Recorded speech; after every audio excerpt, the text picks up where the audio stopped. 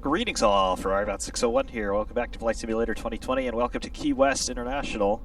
What are we doing here today? Well, there is a hurricane in the general vicinity of Key West right now. In fact, a little bit further to the southwest over the Yucatan Peninsula as of the time of recording. Flight Simulator allows us to go into the sim and load up real-world weather. So, with it being just past 6 East Coast time, can we fly into a hurricane? We're going to find out. Oof, yep, there is lightning around. Not currently raining where we are. But yeah, that sounds quite energetic. So, if we head roughly this way, we should start to run into Mexico, and therefore Hurricane Delta. Yes, we've had so many named storms in the Atlantic season in 2020 that we've had to go to the Greek alphabet to designate names because we've run out of actual names. So, that's what they do. In any event, we need some electricity.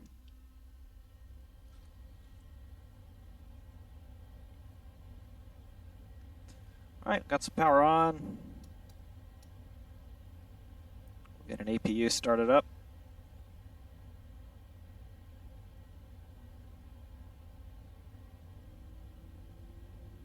Our fuel level is good. APU is spooling up past 50. TAWS system test. Okay. Right.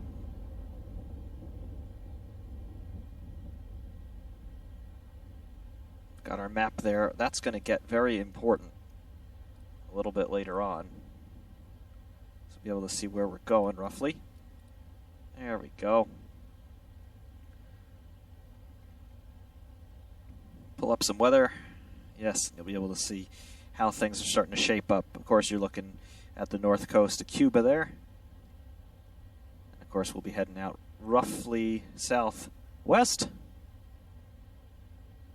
Be able to get a heading queued up in a moment here. Do 240 or so off the runway. And we'll climb up pretty high. Go to 25,000 to start, and then we'll see how we can maneuver this thing once we get there. But first of all, we need engine power.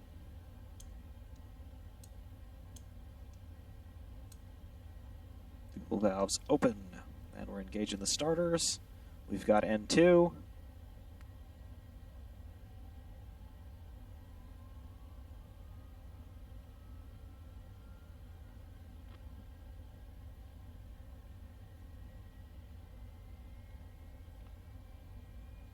Waiting for N1. We have oil pressure. We have fuel flow on both engines. We have N1 RPM. We have turbine temperature. We've got a light off, that's good. And one is rising on both. Okay, disengage our starters.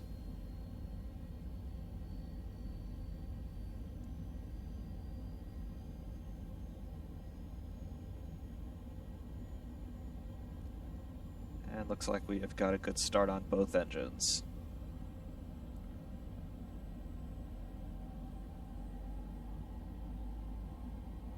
Okay, I don't know what sorts of conditions we're going to find ice-wise or anything like that, but going into big thunderstorms, I think it's going to behoove us to get our anti-ice systems on. So we'll do that. Get our generators on. That's fine. I'm going to shut off the APU. APU spooling down.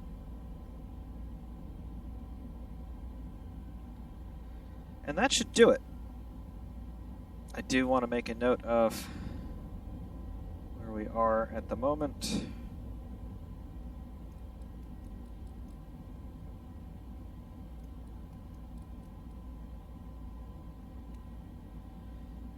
There we go. That's pretty easy to remember. PW.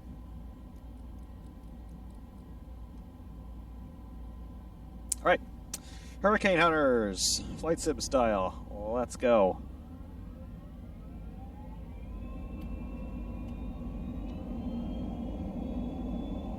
It's full thrust.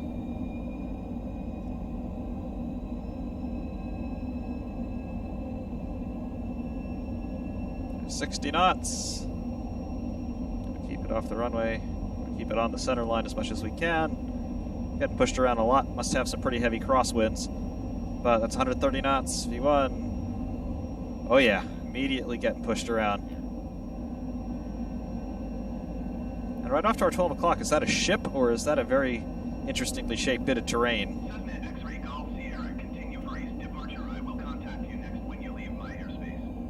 Wow, we've really got ourselves some wind up here.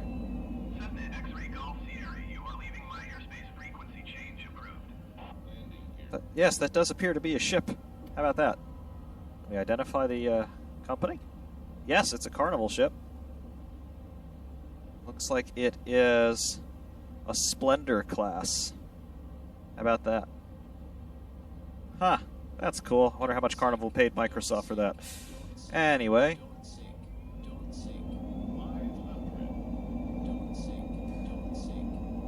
All right.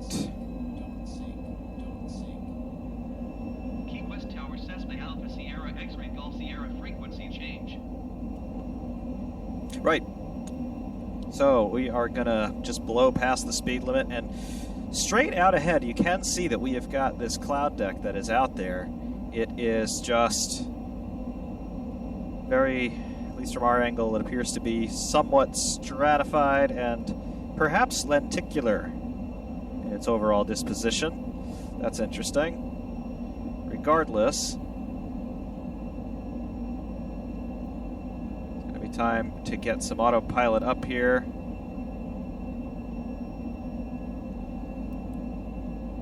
Got our flight director on, we've got our autopilot on, altitude.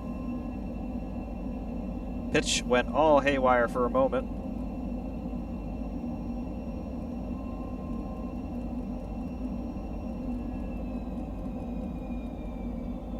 About to get some overspeed here in a sec. 25,000 feet. Here we go. Vertical speed.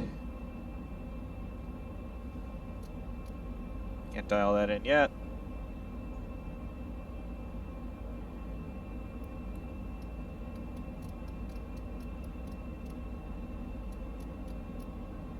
Let's climb at 2,300 feet per minute. And there we go. See some higher clouds off into the distance.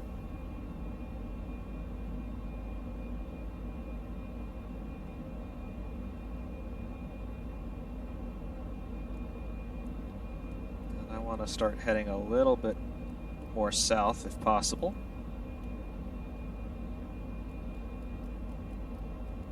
Dial in 240.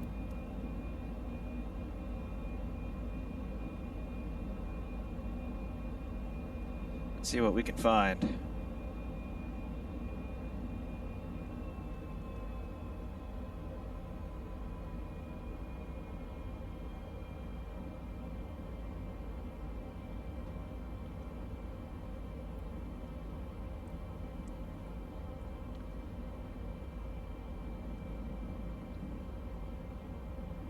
Here's 9,000. So far, pretty normal. To the cloud tops around here, it's pretty typical for the Caribbean. Rather low-lying cumulus clouds that then start to get taken up in thermal updrafts, and then they turn into sporadic thunderstorms. Tend to be isolated, but they can be intense, localized. But out there, seeing some stuff that looks a little bit more menacing. Just in that haze layer off on the horizon, you can see. Yep, definitely some cloud stacking activity going on. There's the sun. That does look pretty cool, I gotta say.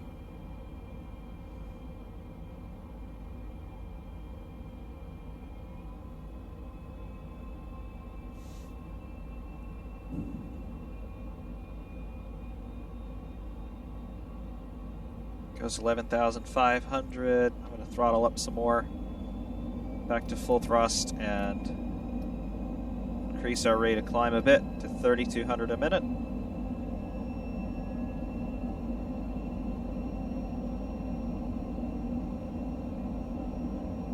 This airplane will climb pretty quick.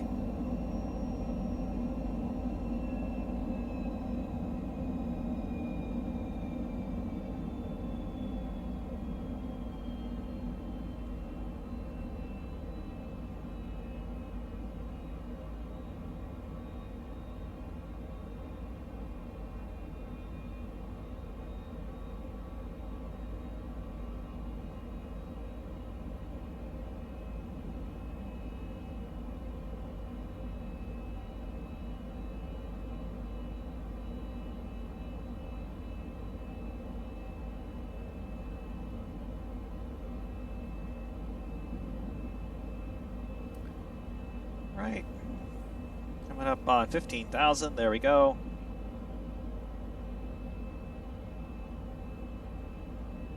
Ground speed is 431 knots. Starting to see some bigger thunderstorm activity off of western Cuba, according to our radar. So that's going to be interesting. Do we have a cursor control on this, or not really?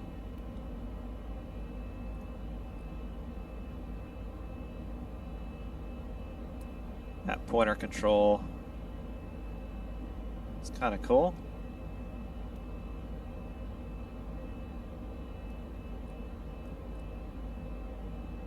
All right.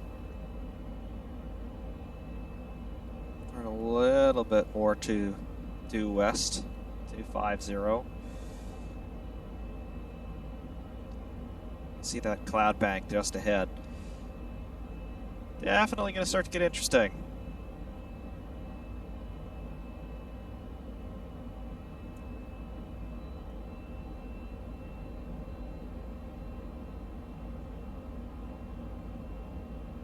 $791 pounds of fuel on board, or gallons rather.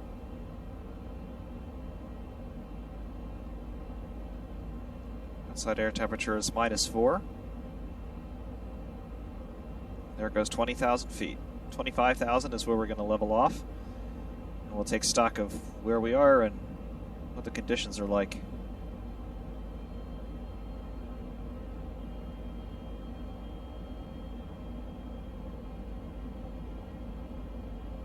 There goes 20,000.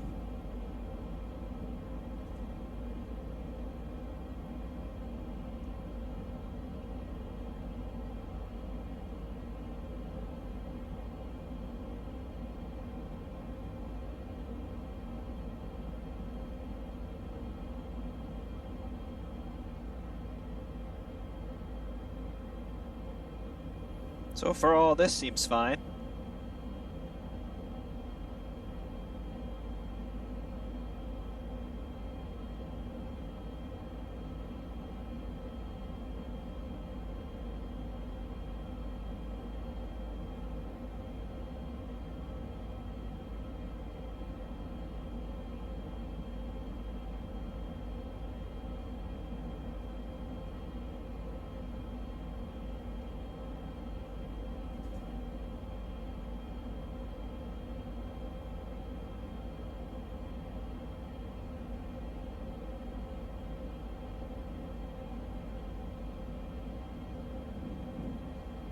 And it's dutifully leveling off.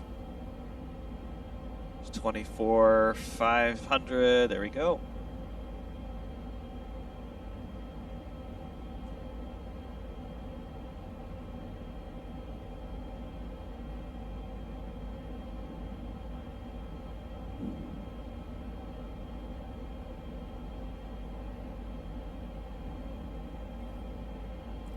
And getting set up to intercept our altitude.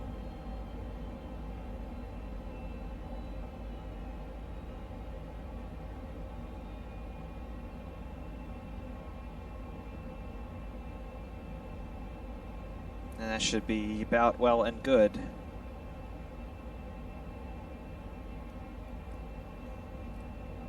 Still nothing really appreciable on the scope until we zoom out. And again, you can see western Cuba is just littered with thunderstorms.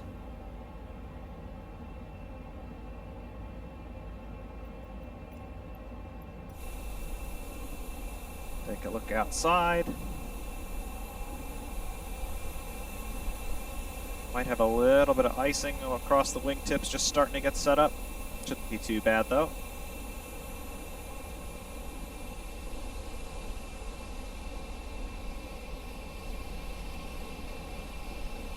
So far, all that just looks like a glorious day in the Caribbean.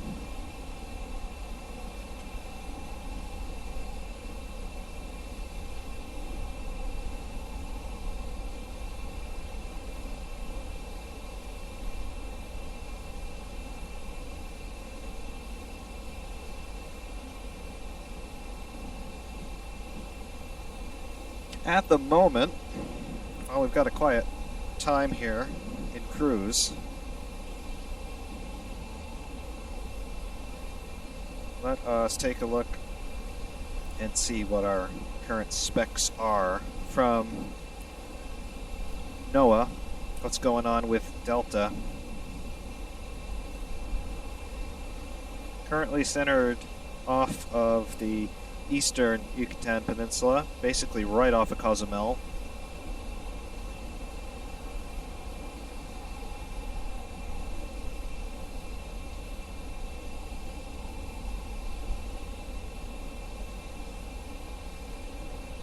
What do we have in terms of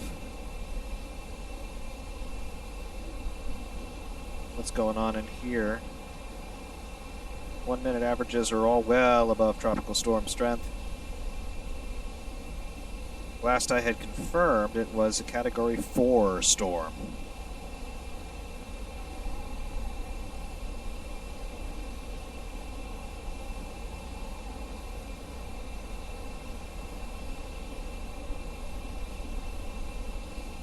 As of about 90 minutes ago, it had sustained winds of 145 miles per hour, moving to the west-northwest at 17 miles per hour. Very high cloud tops toward the center. It's a very well organized storm, it appears.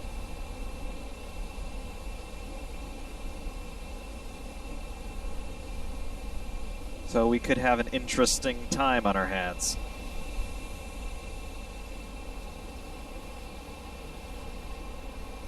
Looking back, can we see any trace of Key West back there? Nope. It's all ocean now.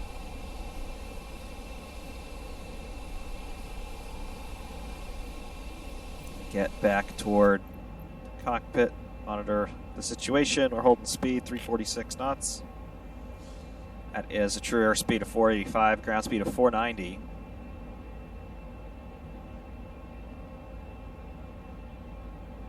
And we're just sort of navigating here by not quite dead reckoning, but pretty much dead reckoning. We've got a map booked, it's just showing us our current position. Don't have any course dialed in.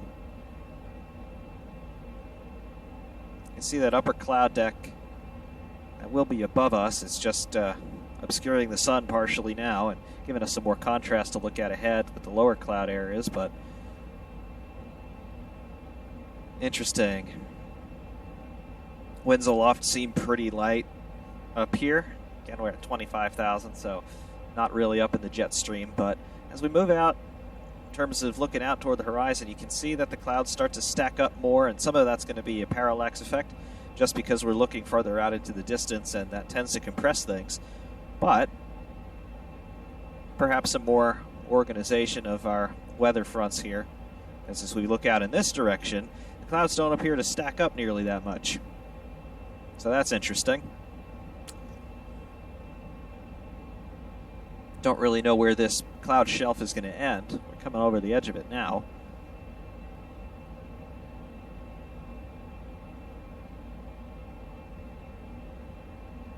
Something tells me that we should be turning a little bit more to the south.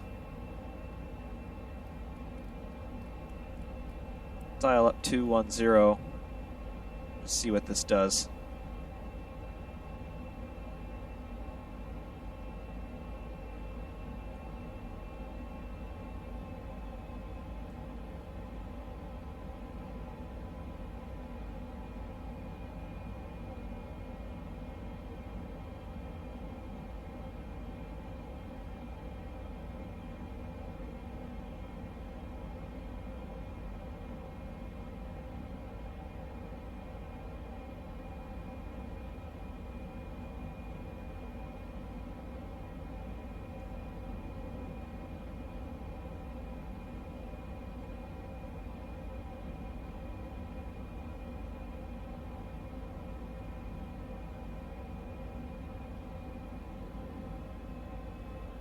Got a flash of lightning.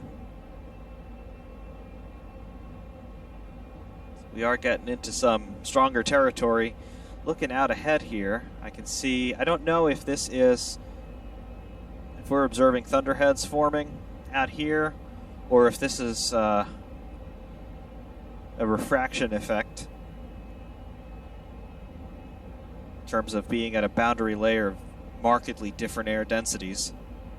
And of course, humidity and temperature start to play into that. But I see an apparent smearing and an apparent stretching of the clouds up here. So again, they could be thunderheads, it could be refraction, I'm not sure, but it looks menacing, I'll tell you that much. I don't see that over, well, perhaps partially. But do I see it over toward the other section of the horizon? Maybe I do.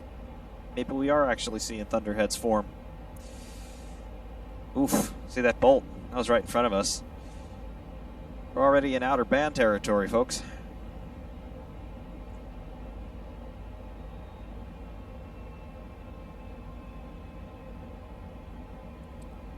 My instinct tells me we need to get higher, because this is not going to end well. I have the thinking suspicion, and you can see that on our radar scope we do have some storms starting to form up in this area. So I'm going to make this call.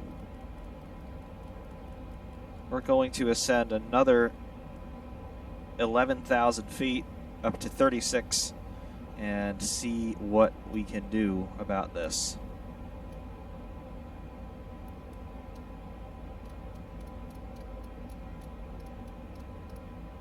Airplane was happy with a climb rate of about 3,200, so we'll do 33.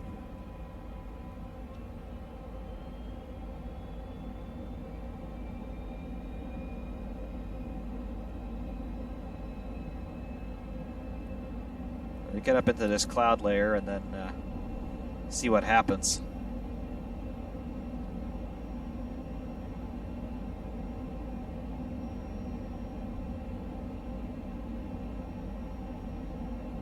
I'm aware of our ITT. The higher we go, the colder the air gets. And right down there, of course, is going to be Cuba, mostly obscured in clouds, but we are going to be passing over the western coast of Cuba on our current course.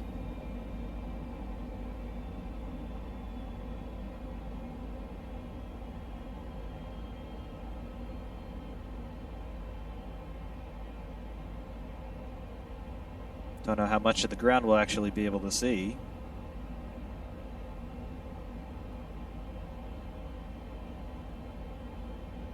And this is interesting. Got an apparent hole in the sky right there. Again, it's difficult to tell what is water, what is sky, what is cloud in terms of what's actually there versus what is distortion out there. Because this game is capable of making all sorts of calculations in terms of optics and refraction and diffraction and reflections, all kinds of things. So, not 100% willing to trust my eyes. But that is cool.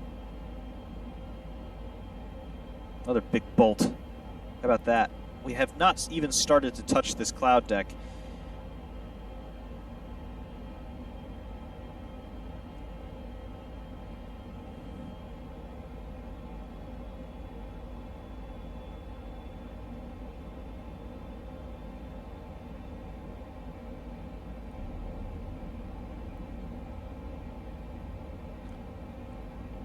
Yeah.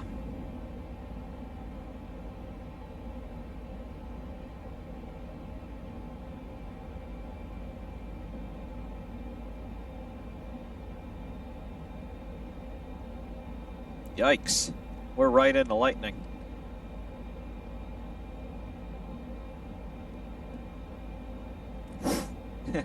That might have just hit the airplane. I don't know.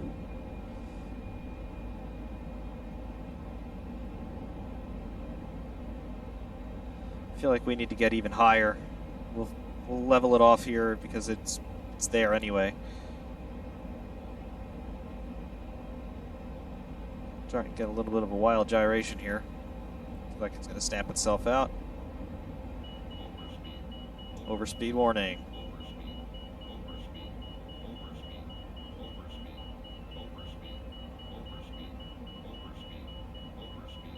We have throttled down. True airspeed is 512 and decelerating. 510 appears to be the max in terms of our true airspeed.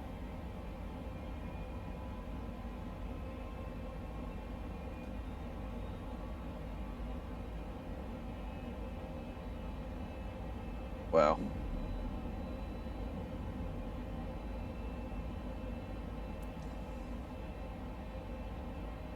Yeah, clouds are markedly different here than they were over the open ocean. Obviously, we're coming up on the coast of Cuba.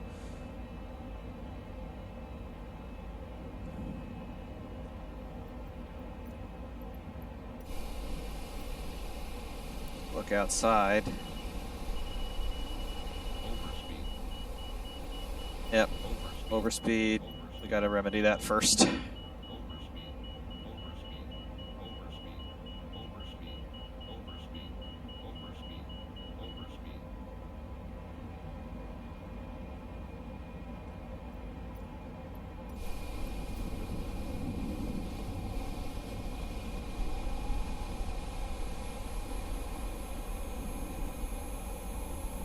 First off, do we have any icing? Does not appear to be, which is quite surprising. You hear the thunder though. No apparent icing, so that makes me feel a little bit better.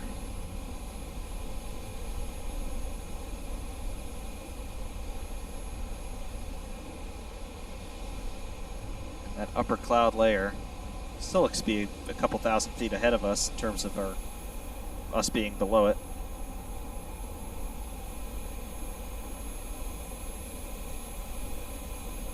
The airplane looks okay. See the reflections of the clouds in the chrome around the engine intake. That is wild.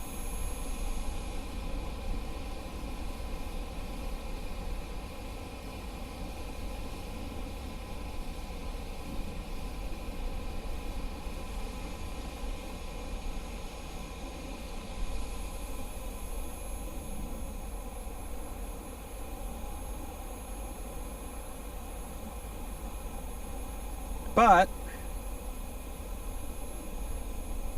things do appear to be a little bit different.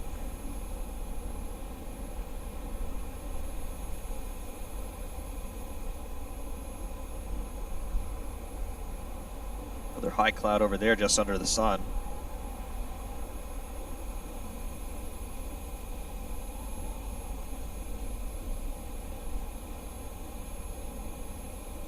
That's interesting. Lightning underneath us.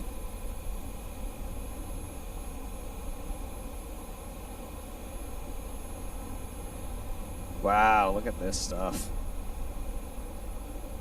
Coming right up out of the clouds.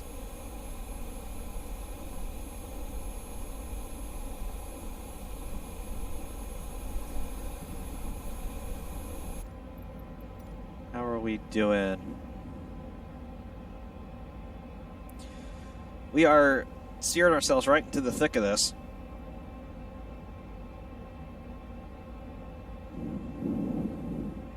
I don't know what the cloud tops are going to be doing. I know they're going to be going higher, but I don't know how much. Our service ceiling on this thing is around 45,000 feet. Our cabin altitude is 8,000 feet, so that's fine in terms of pressurization, but that's not going to be able to be maintained for much longer in terms of being habitable. Get that cabin altitude above 10, 11,000, you're going to start to have problems with hypoxia. So that's not good.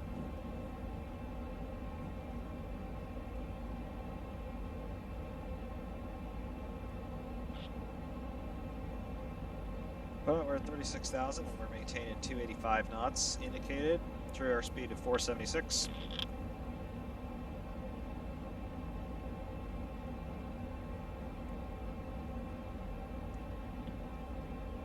and we will see what we have going on.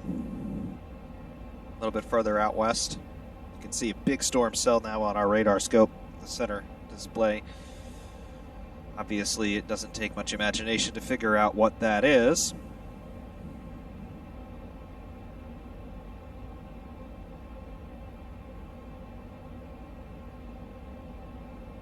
Starting to get on the scope here what the cloud bands are doing vertically.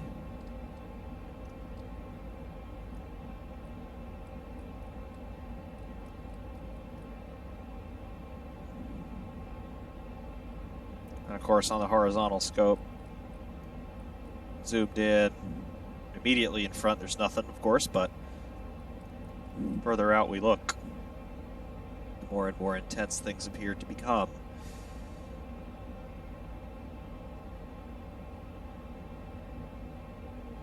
Right about 150 nautical miles out to hour 1, 2 o'clock appears to be the thick of this. So,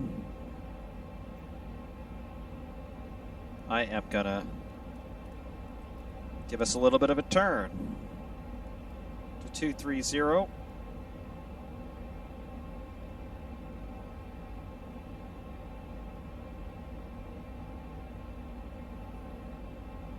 And we're gonna just start to fly right into the middle of this. We're not quite over Cuba. Obviously, we'd be over Cuban waters, but Cuba appears to be pretty much obscured in that big cloud deck. Definitely starting to see more of a concentric patterning to the structure of this thing. Certainly, there are multiple major cloud decks. Got a low one, a high one, and then we have a real high one, probably toward the center. And man, can you see what's going on with this? It's a little bit more of a turnoff to the right.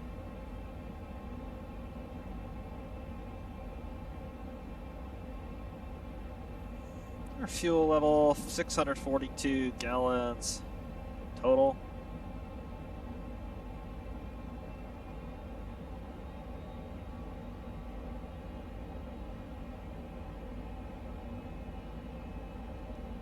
What's going to be a challenge is trying to figure out where we're going to land, because initially I'd intended to head back to Key West, but I'm not sure if we're going to be able to make it just on fuel alone, never mind whatever this storm is going to do to us.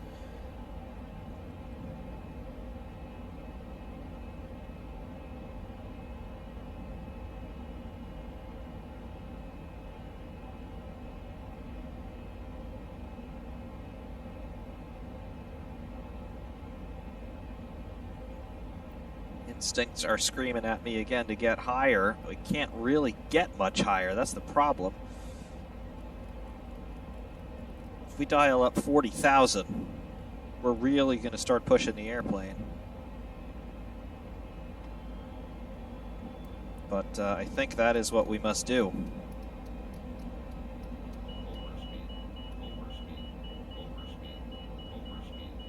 Throttles.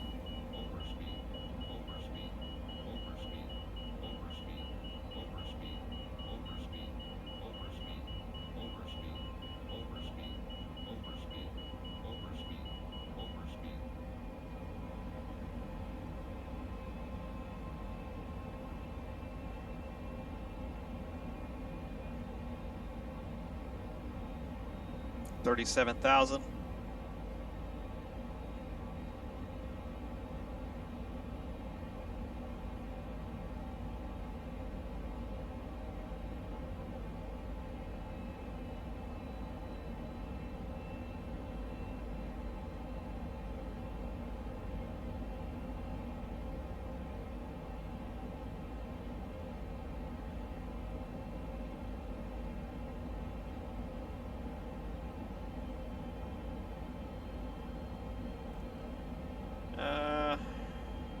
Right. Yeah.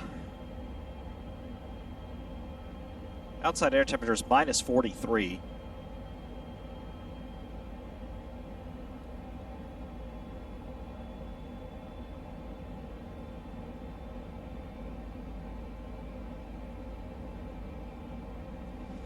Look at this. This looks terrifying out there. Those are the cloud tops of a hurricane.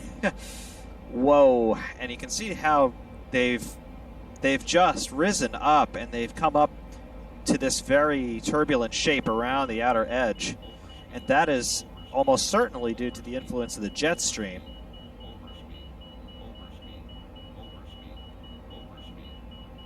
Obviously,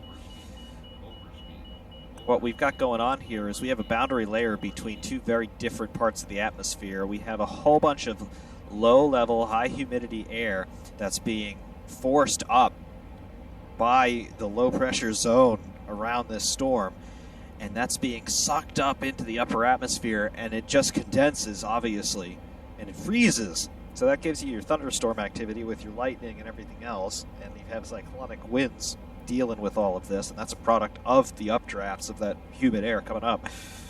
And when it gets up to this boundary layer of where the air density, because we're at 40,000, that cloud top is probably in excess of 50,000.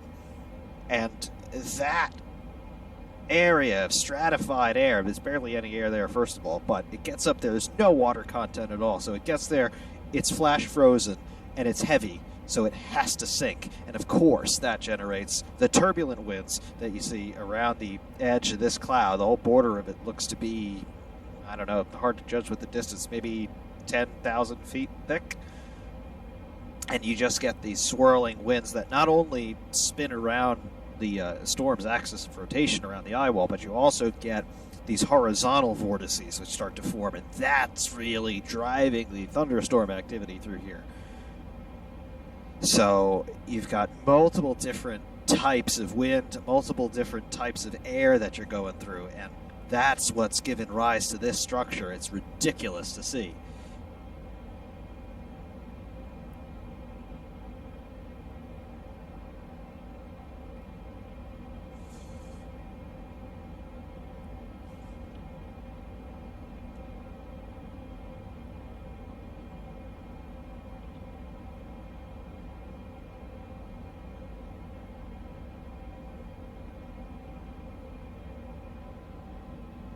Leveled off at 40,000.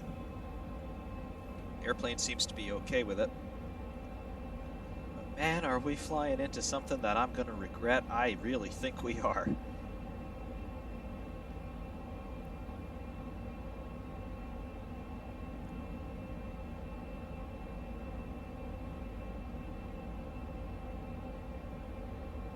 Possible to get even higher. I feel like I'm really starting to push our luck here. Get to 45. We're going to try it.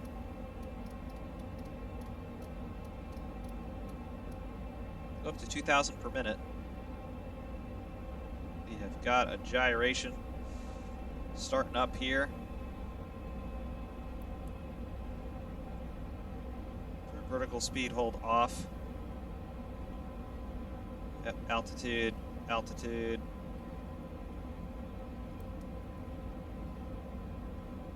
40,700. I want to see if the plane will trim itself out of this before I take too much control back. All right. Autopilot disconnect. I have the stick.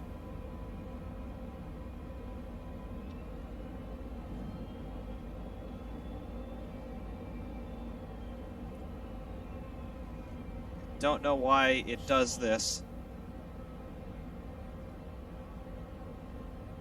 I am just trying to maintain stick pressure and get our nose to stop bouncing like it is, because we're really high and we're flying real fast, and that is going to cause the airplane to break up if we're not careful.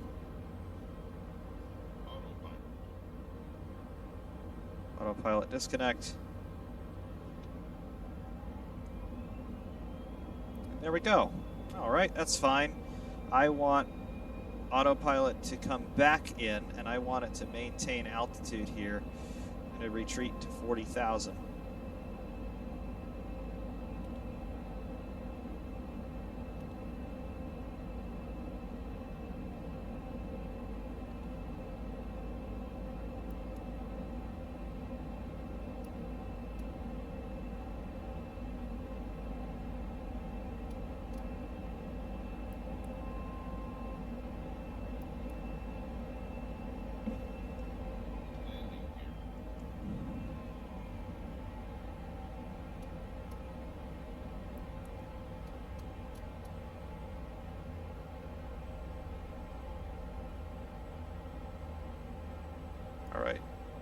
let off the stick. I want this thing to trim us back up.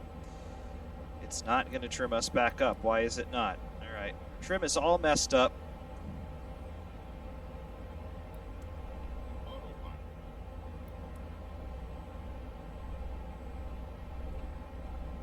There's that wild gyration again. I want vertical speed.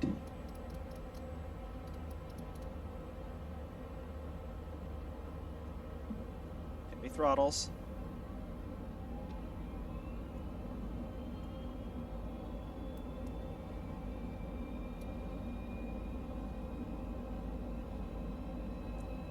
This thing absolutely hates me. Throttles.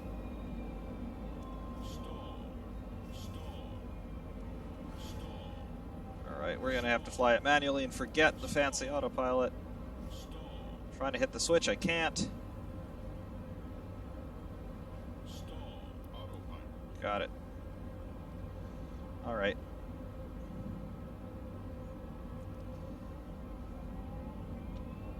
Whatever. It's going to fly manually, and we need to get this trim fixed.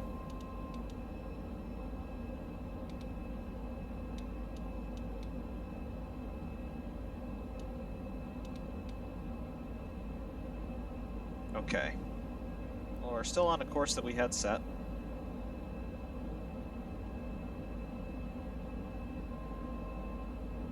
Don't know why this thing always just does that for whatever reason. But I'm going to set altitude here for 45,000.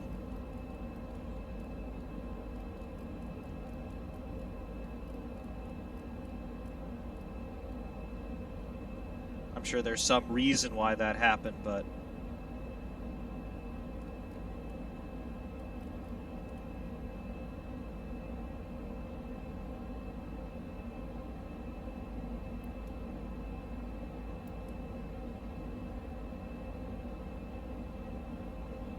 there it is again. All I told it to do was change heading. All I told it to do is change heading. And it starts to mess with the trim again. Perhaps we're too high for the airplane to know what it's doing. I don't know. All I want is the trim to be somewhat nose up.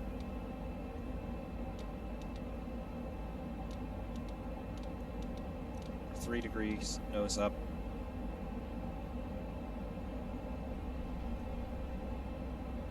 Just sort of let the airplane climb.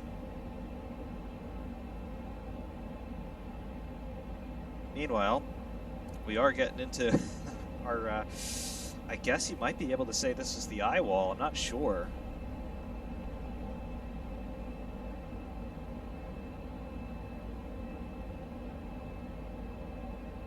$43,000.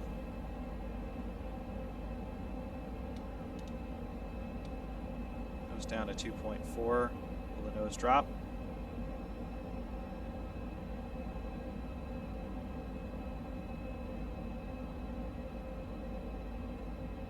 Nose will drop a little. 1.5.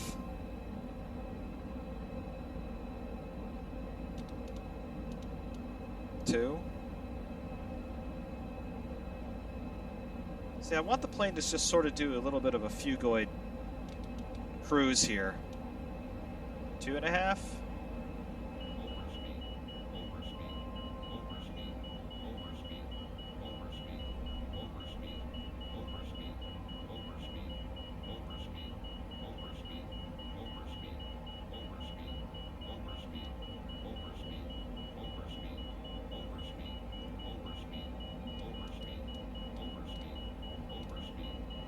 Three.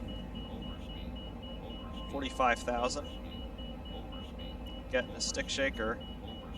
I'm throttling.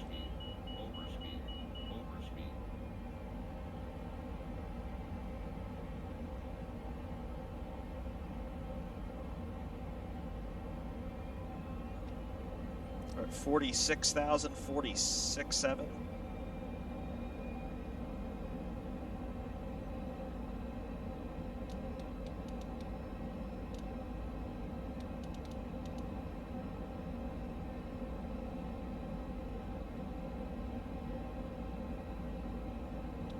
We are over the storm.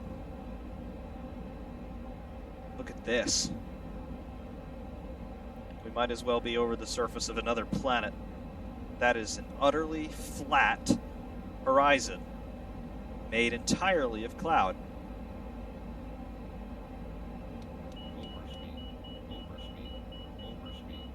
Throttling.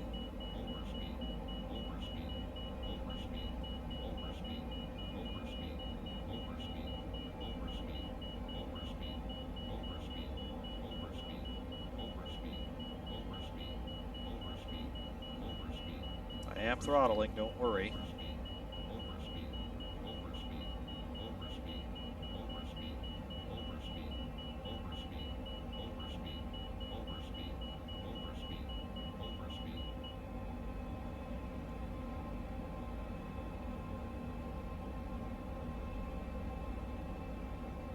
It's undoubtedly the highest I've ever flown in this thing.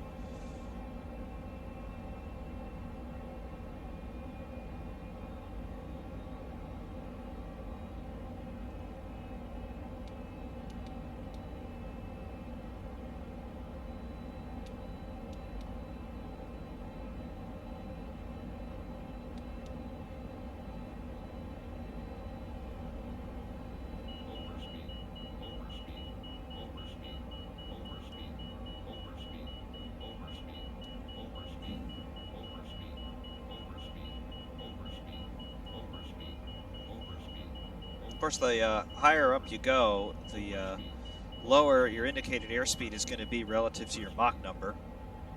You don't want to be exceeding your Mach limit. Well, look at this. That's just, it's a wall of cloud as far as you can see.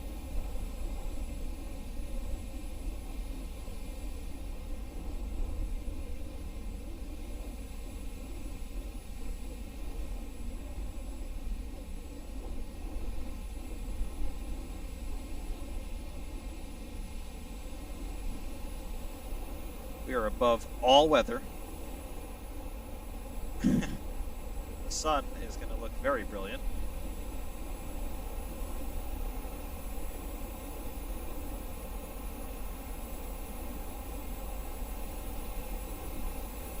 Little bit of icing across the wing leading edges here, but nothing terrible.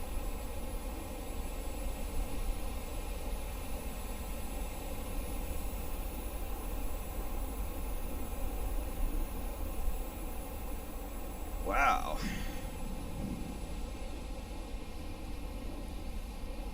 It's just, it might as well be Antarctica. We might as well be sitting on the ground of a frozen ocean, because there's no way really now to judge how high you are or where you are. It's just the sun, what's left of the sky, because a lot of the sky is below us now, and your airplane. There's just no reference left. You might as well be on another planet.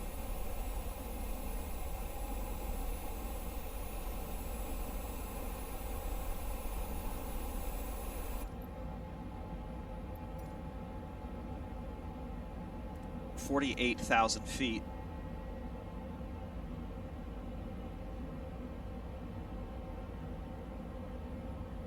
Look at this. This is utterly unreal.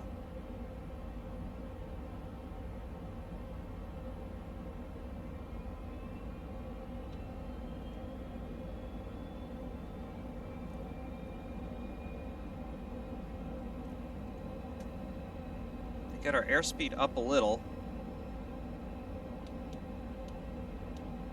Get our trim up a bit. Throttle back.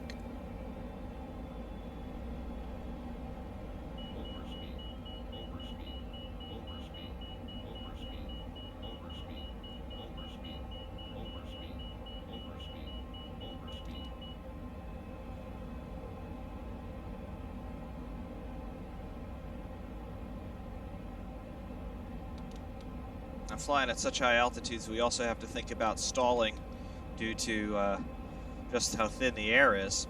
We also have to start thinking about starvation to the engines.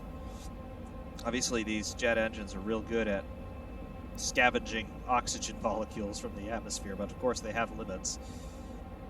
And up here it's almost an entirely featureless landscape of cloud, and you can see how dark the sky looks outside.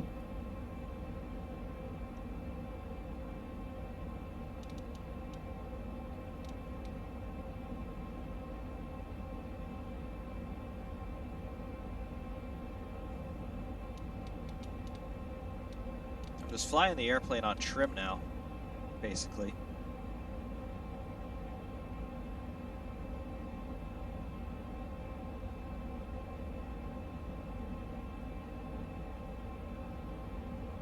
How amazing is all this?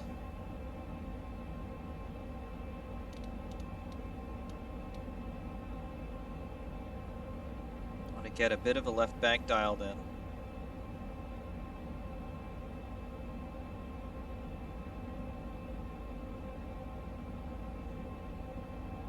The picture of the sky outside the window looks just like an artificial horizon. We're at 48,800.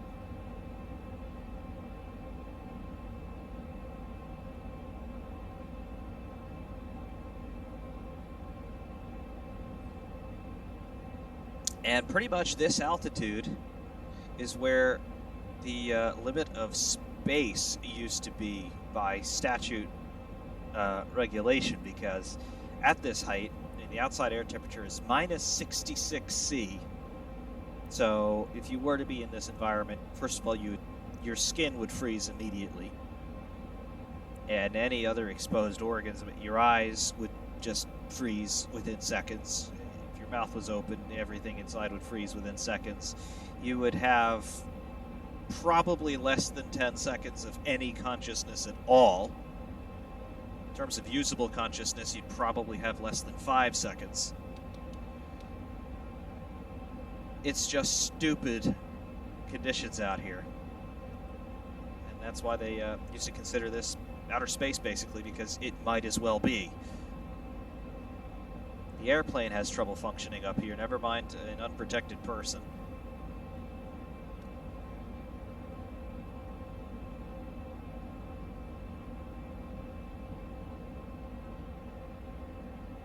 But that's the hurricane. Is this? It might be. This might be the eye. This could well be the eye down here. I think it is.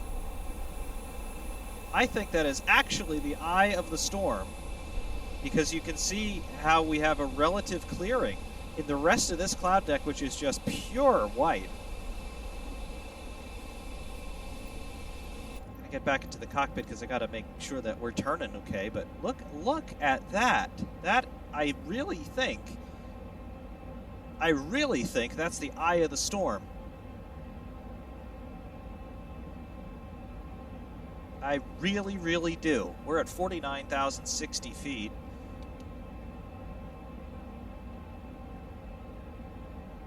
Look at this. I'm gonna get outside and show you this.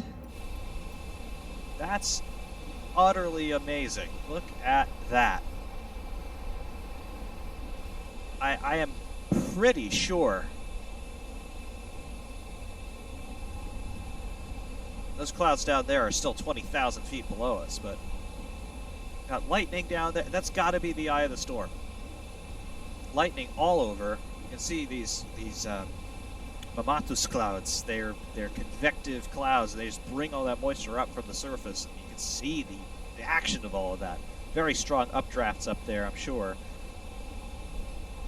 Look at that. Lightning almost constantly. That has to be it. That has to be the eye of the storm. Incredible.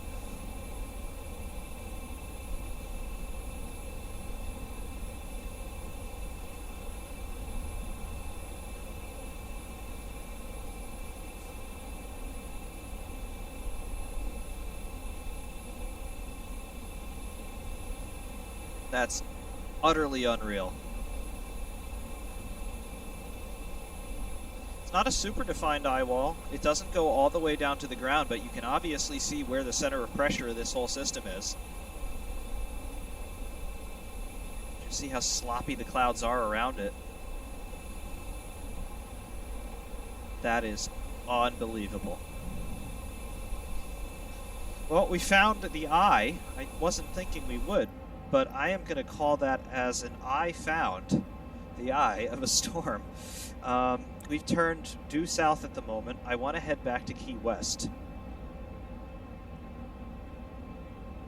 So we're going to dial in a lot of bank. I'm going to sort of control our ascent rate with the bank angle as well.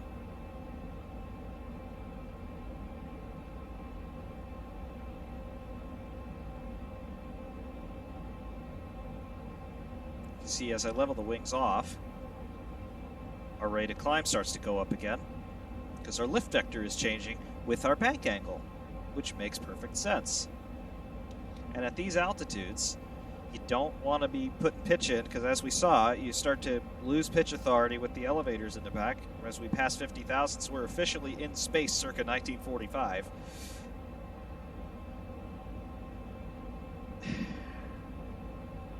That's absolutely wild. So I've trimmed up a little more. The sun coming in the cockpit so brilliantly. What's our fuel doing? I have 444 pounds or 444 gallons remaining. We had 800 or so when we took off. So we got to get back to Key West, which is bearing 055, the Key West Naval Air Station, really. And it's 373 nautical miles away. And I can see why the autopilot has trouble trimming at these altitudes, because if you bring in bank, you change the lift vector, and at lower altitudes that doesn't matter so much. But at higher altitudes like this, where you don't have a lot of air to deal with, that lift vector all of a sudden is controlling all of your flight parameters. I get it now. And look at how bright the sun is up here. It's just washing out all the instruments.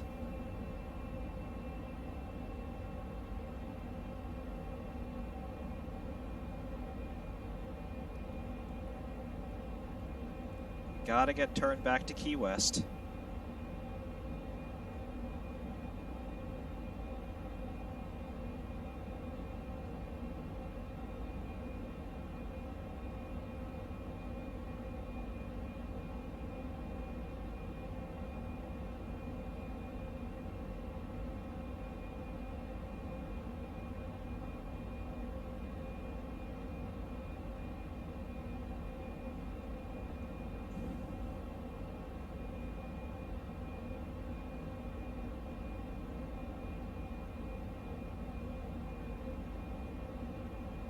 $51,100.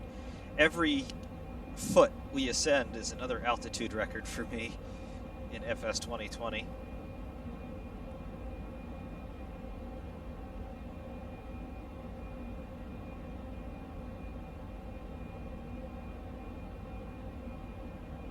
Bearing 053 is where we want to be. I'm going to set up my heading bug just so that I have it.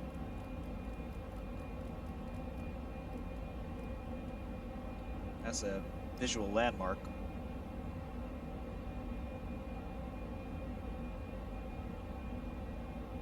If I shut down my weather radar for the moment, we're over Mexico. That's the Yucatan Peninsula. Right along the coast, an island to the south is Cozumel. And you might think, let's go to Cozumel to land, but if we pull up the radar again, you'll see immediately why I don't want to do that. For sake of what's going on, all right, that's just wild. I am amazed, chuffed to bits, that we were actually able to do this.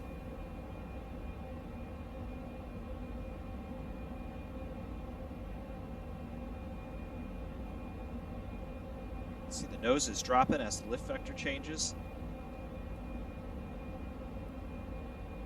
I understand now. I think I understand aerodynamics to the point that I never had before.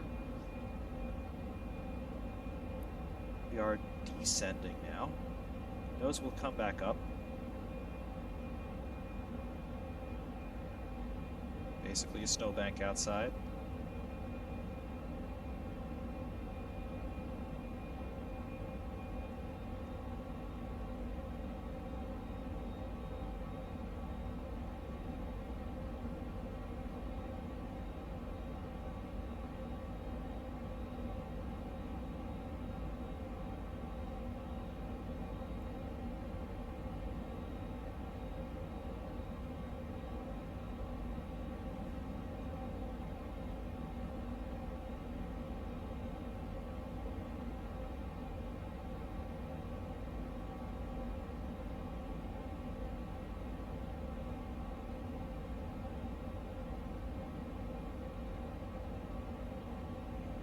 $52,200.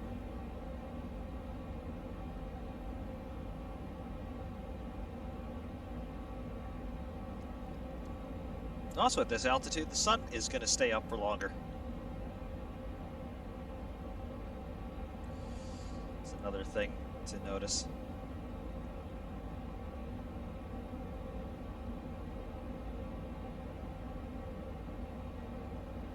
We are just about on our heading now.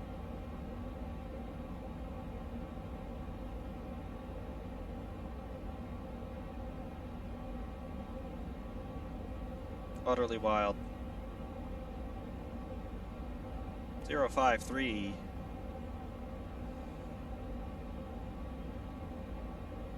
053. Okay. So we'll be starting to close distance back to Key West.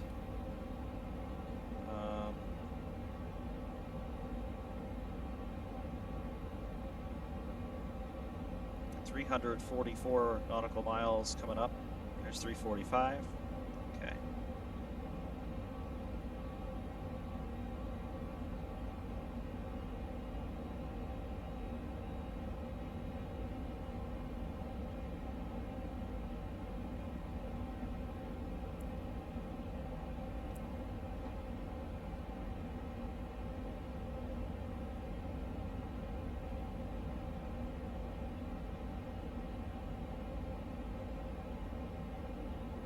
They're claiming an expected travel time of around 44 minutes, but that's coming down by multiple seconds per second, so we'll see how long that actually takes. 395 gallons of fuel remaining. The left and right tanks are draining symmetrically still. So that's all well and good. I'll get a little bit of left bank dialed in before we go outside.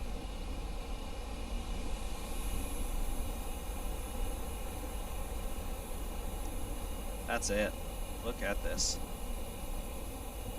There's more flashes of lightning below us in the outer bands of this thing.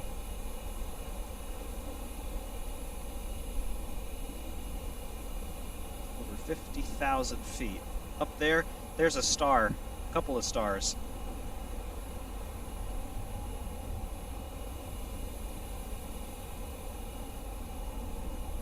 The sky looks brighter as you look lower. That is the great beyond up there, and most of the atmosphere is below us. That's something. Our icing conditions still basically nothing. That's really a surprise. I would have thought we'd be caked in ice everywhere by now, but no, the engines still look good as well. Vertical stabilizer and horizontal stabilizers look fine. Our trim tabs, you can see what they're doing. Yep.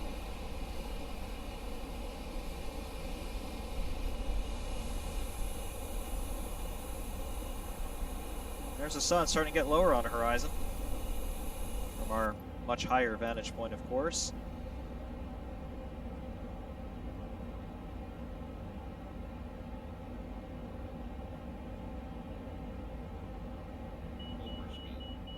Overspeed understood. 54,000 feet.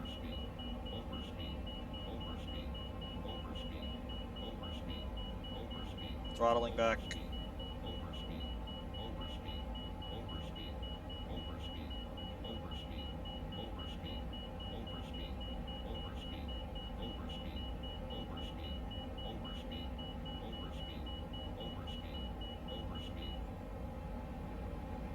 Now, of course, we have to maintain this really high altitude for the moment because we're still over the worst part of the storm. When we get toward the outer bands again, we'll be able to descend, because 53,000 feet is not really where this plane should be.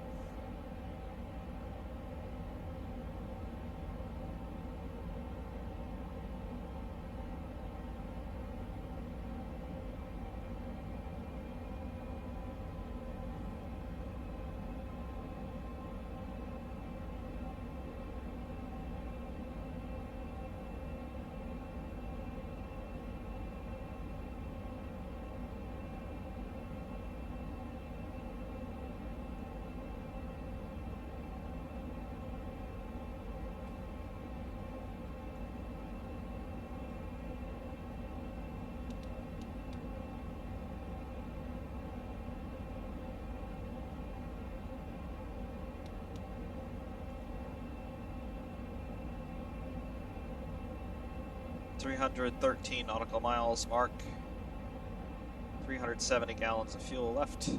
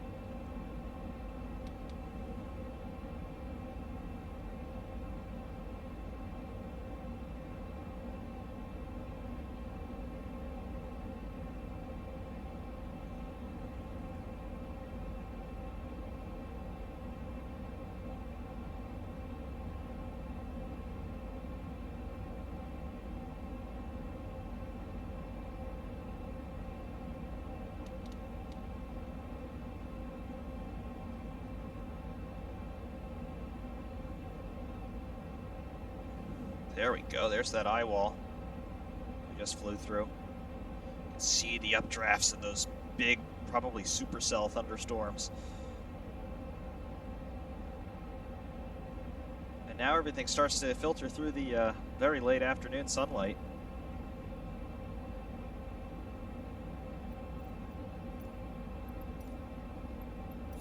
Let's see all this.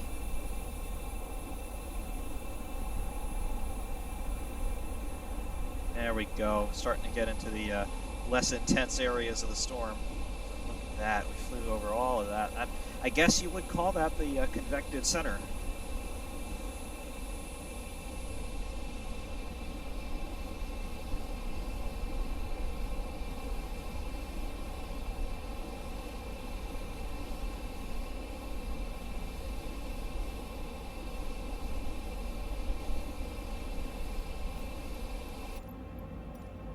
Unfortunately, I can't really stay outside long because I need to navigate to make sure that we're not going to go too far off course.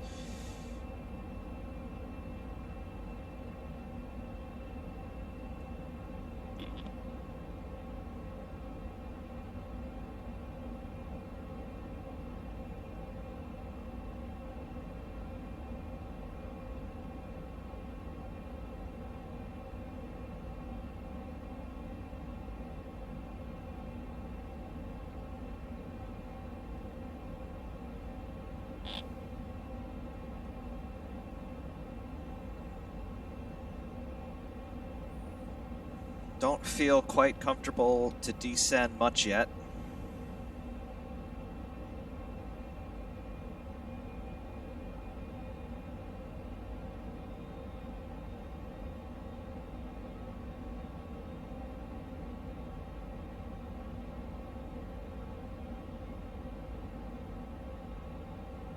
Little bits of roll attitude can drastically change our climb rate here. 54,500. This airplane is not supposed to be here, folks.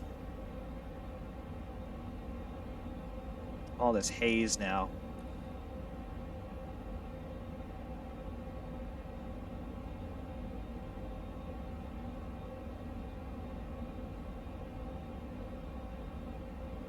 Have a bit of a crosswind pushing us as well, about 35 knots.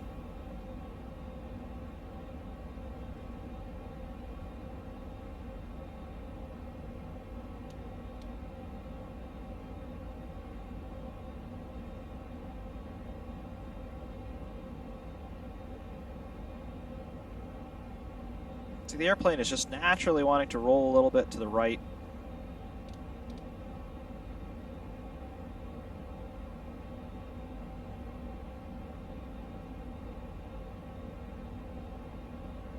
Hey, dark quick up here. Lightning below us. Look at how the light is filtering through those clouds, though. That's so pretty. The sun is about to go below our visual horizon. At least behind us.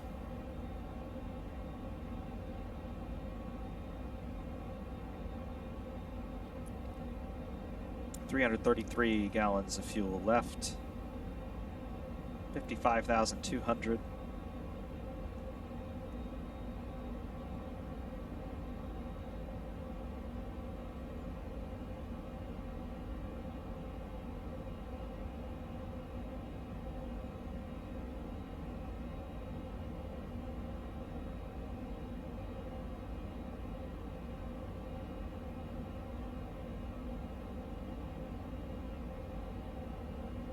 $270 nautical miles. Moving roughly 34 minutes flight time remaining to get over Key West. Again, very approximate. Most likely going to be a bit quicker than that.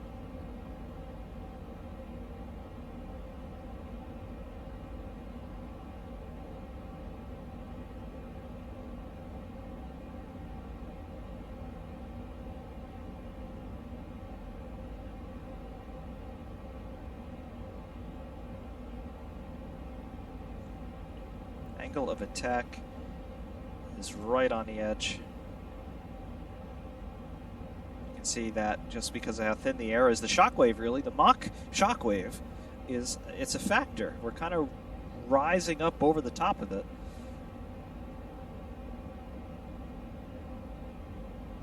$55,000 feet.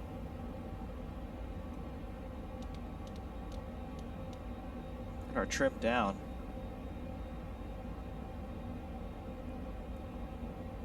Ground speed is 476.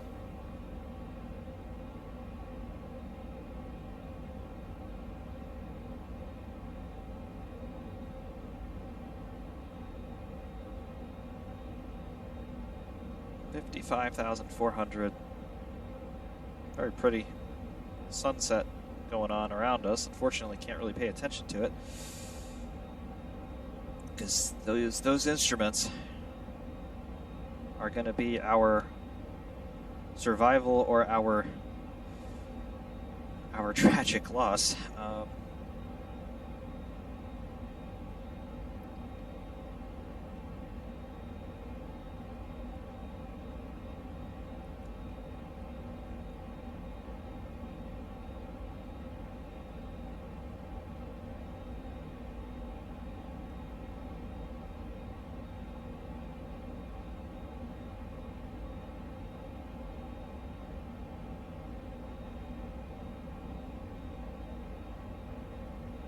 $55,000.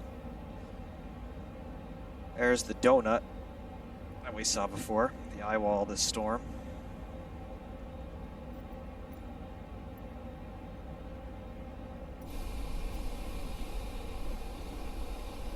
Getting farther away from us now.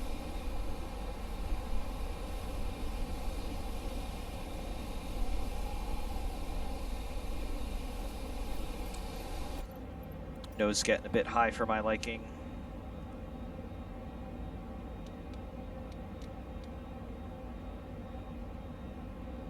$55,700. We're out of the worst of the storm now. We can descend if we want. I think we want.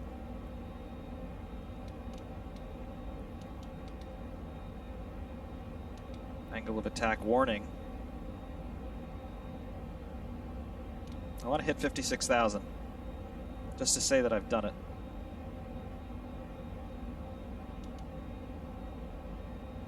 Angle of attack is right on the edge.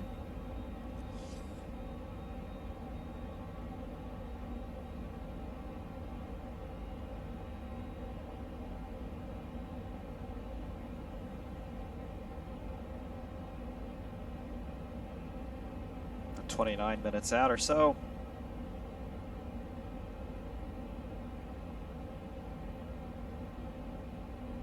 $55,700. Super bright sunlight. We got orange all around us. You can just see the contrast that you get up here. 55,900. Angle of attack is too high. 56,000 feet. We did it. Take a look outside at 56,000 real quick. Up there. Yep, that's space.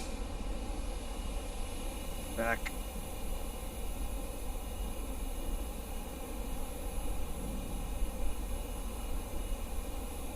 That's amazing stuff. Okay, I want to start descending to more pedestrian altitudes. We're at 56,250. I'm just going to trim down a bit. I'm going to throttle down.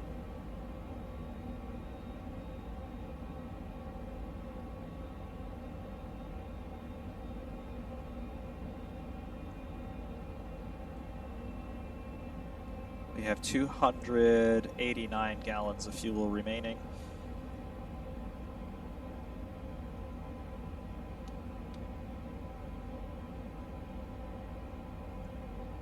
I'm just going to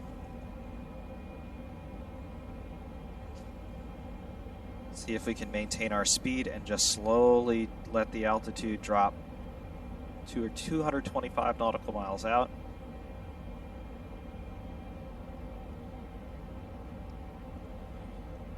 We're going to throttle and we're going to maintain airspeed as much as we can while descending.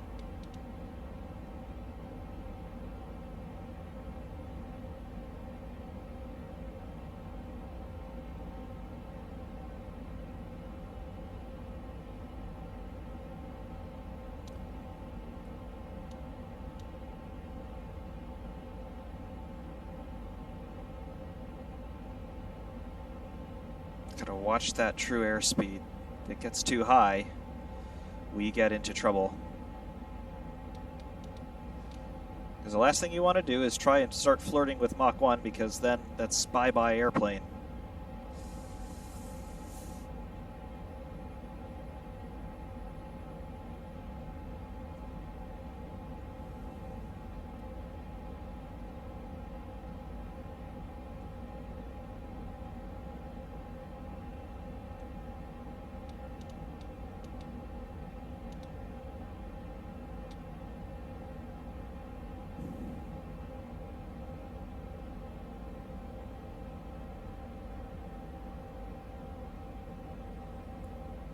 That's Cuba off to the east.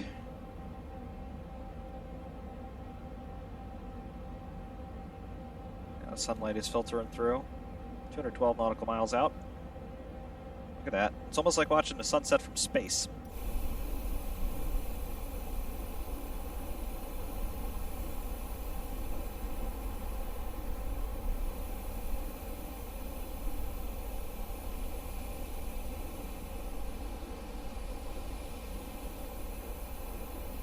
That's glorious.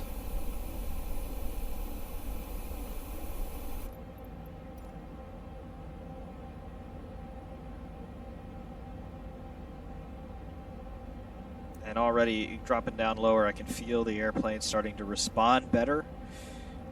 Denser air, slightly lower speed, better airflow attachment.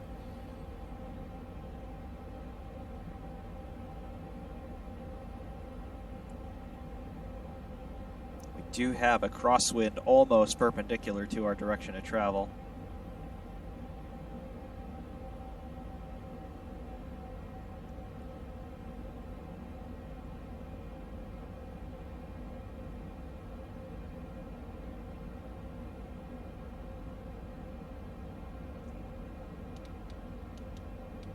Five and a half nose down. No, 5.5 nose up, really.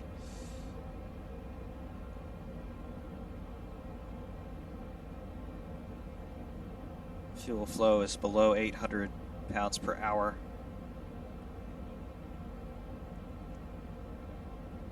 But our airspeed is building again a little bit too quick.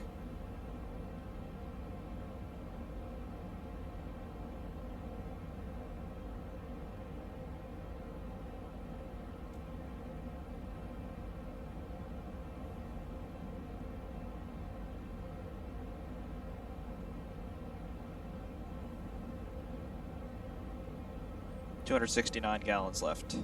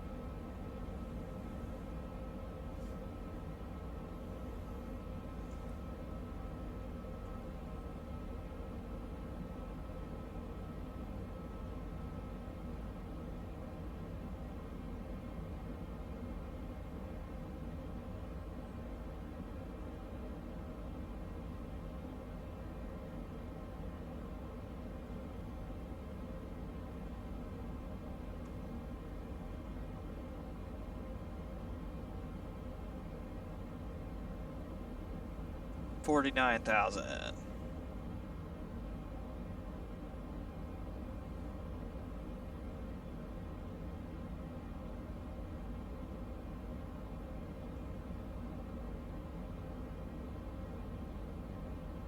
$186 nautical miles.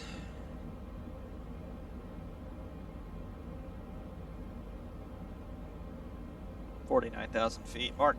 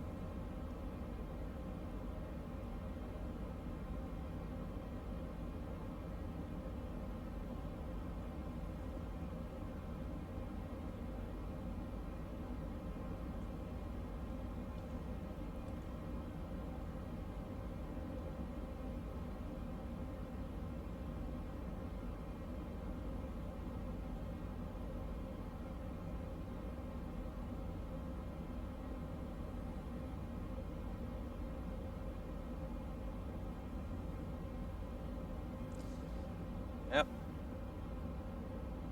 You can see the Terminator now. You can see the Earth's friggin' shadow right in front of us.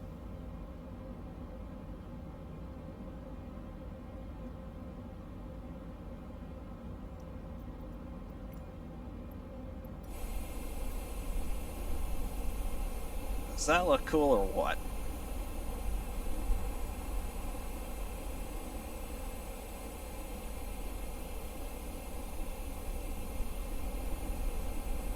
And right there, you can see that arc across the sky. That is literally the Earth's shadow. That is the horizon of the Earth superimposed onto the sky. You can see the angle and everything. Be hard-pressed to see that from the ground. There's,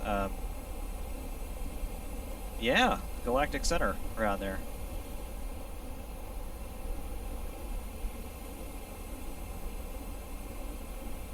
Oof, you see that? That was bright. Which is why I'm still a little bit hesitant on getting too low too soon.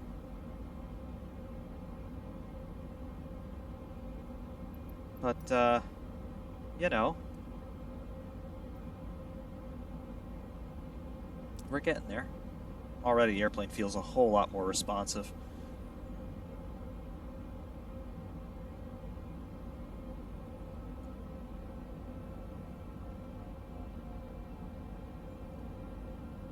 For the first time in a while, we're not over speed.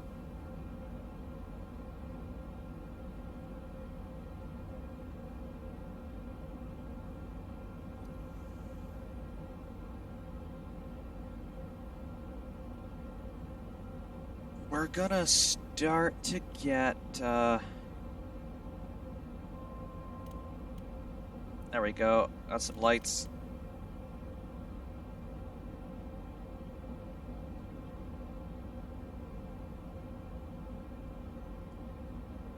Get some more panel lights in here.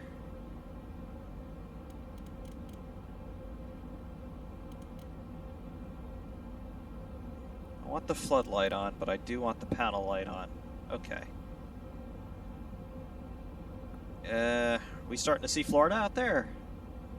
I think we are. Upper right of our center display.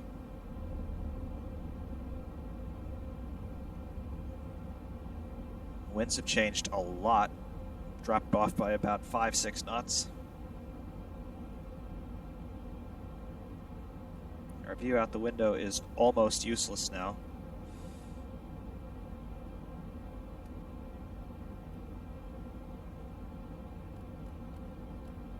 Yep.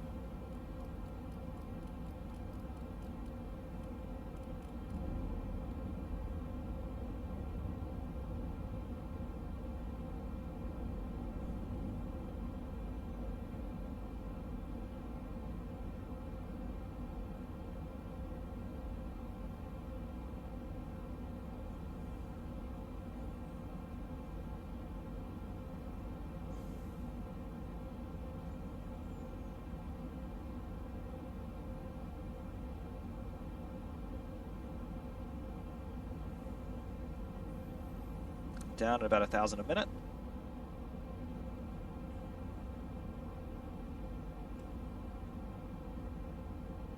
Coming into some weather here, but not much I can do about it.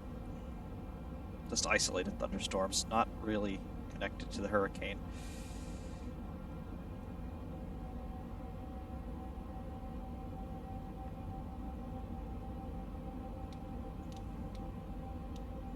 Trim is already a lot more responsive now.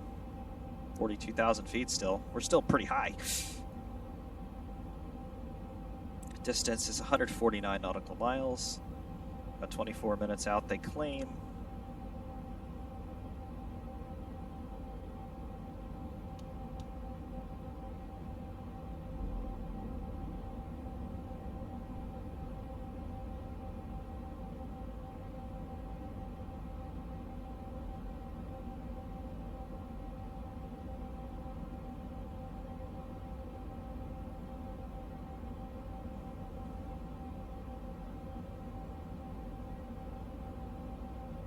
Can't really see much out the window, except for huge flashes of lightning.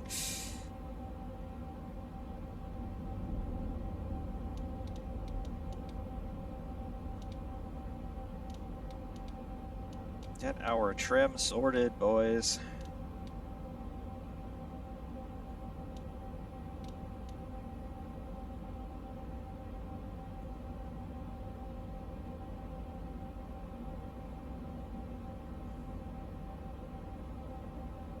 Yep, I can see our landing field there. I think we're coming in on runway 09. That is Key West Naval Air Station. Ooh, you see those bolts out there?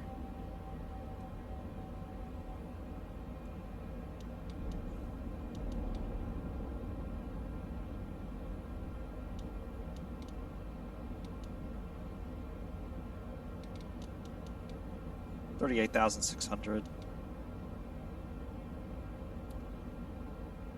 Wow.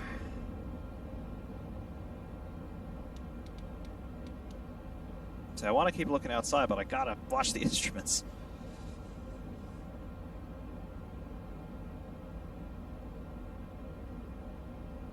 (1,000 feet per minute), 38,300.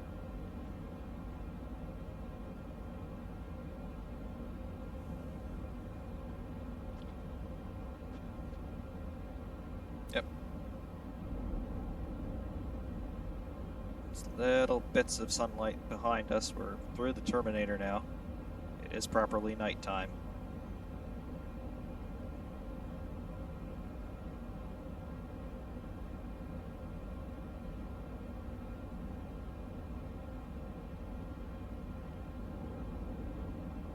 .231 gallons of fuel remain.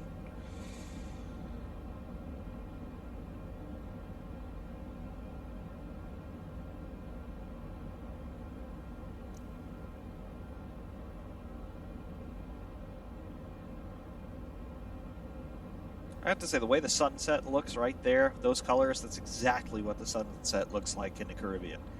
If you've ever seen it, you know what I'm talking about. That's it.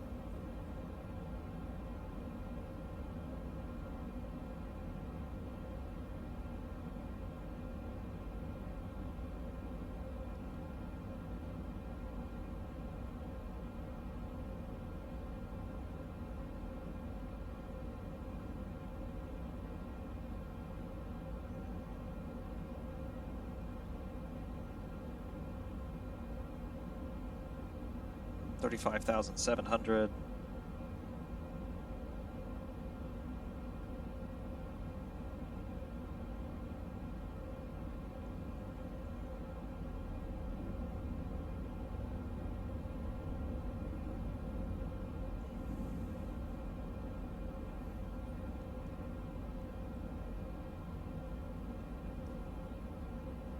All right, 35,000 mark. Yep, it is just pitch dark. It's, there's nothing to see out there anymore.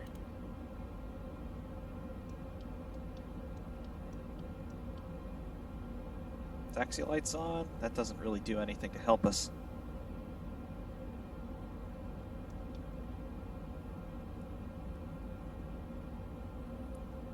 Out there. Is that air glow from a city? Like, I don't know, maybe Miami? Could be. That's the sun. You can even see some hints of green there in that coloring. It's so cool, the way that light is just coming through.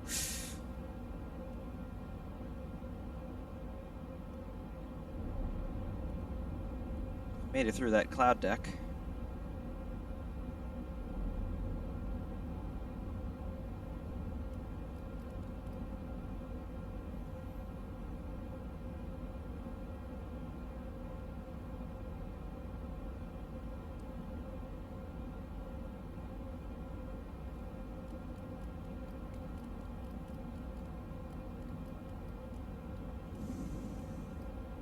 $20,000 feet selected. Am I gonna attempt to do an autopilot thing again?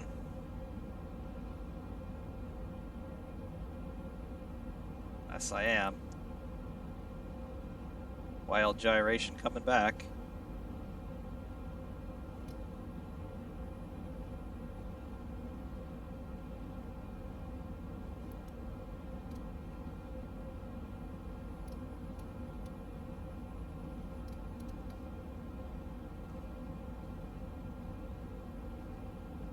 Will it stamp itself out? There's more of a chance of it now, I think.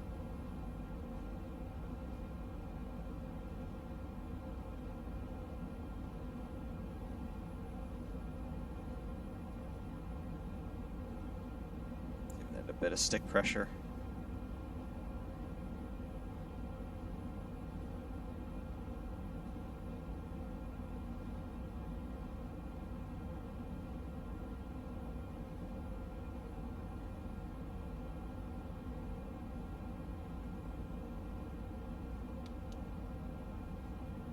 See, it just doesn't know what to do. It's unfortunate.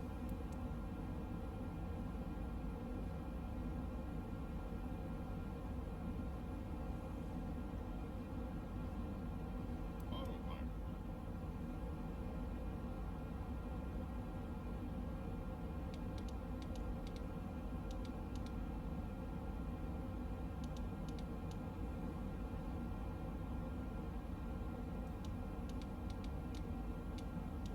Yep.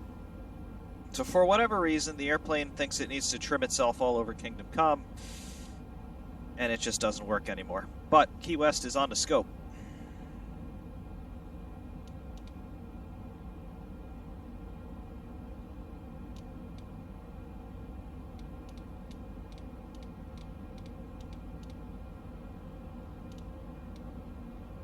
Okay.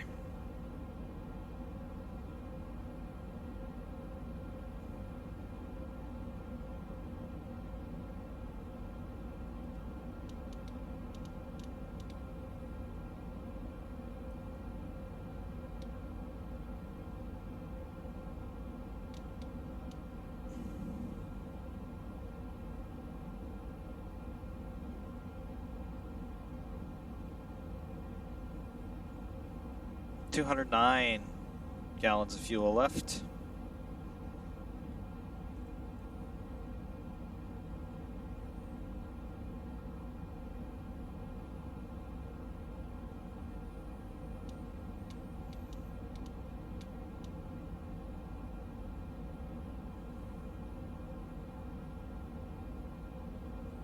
.95 nautical miles. We can start to zoom in on our map now. We are going to Kilo November Quebec X-ray. That is the Naval Air Station at Key West.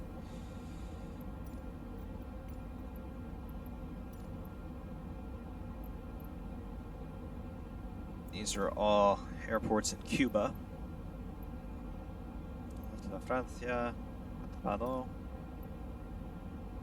Juan de la Cruz, Key West, Naval Air Station Boca Chica. There we go. It is uncontrolled.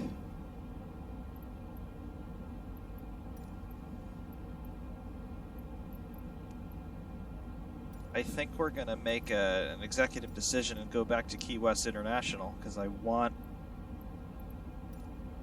a tower. Key West Tower, Cessna Alpha Sierra X-ray Golf Sierra is 87 miles southwest with Echo to land. Cessna Alpha Sierra X-ray Golf Sierra Key West. Left downwind, runway 27. Left downwind, runway 27. Altimeter 29.82, wind 111 at tree 4. Make left downwind, runway 27, Cessna X-ray Golf Sierra. So we're going to sort of overfly the field, kind of. Runway 27 on the left downwind. Winds are coming from 111 at 3 something, so it's a lot of wind.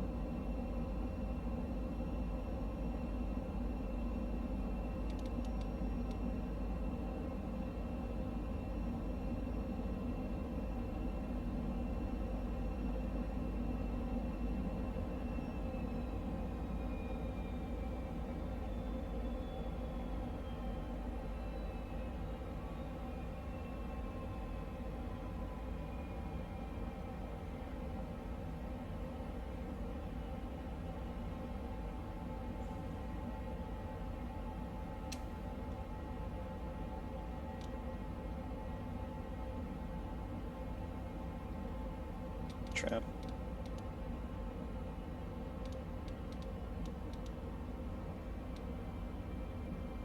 Trim me down so we continue to descend here while we increase our speed somewhat.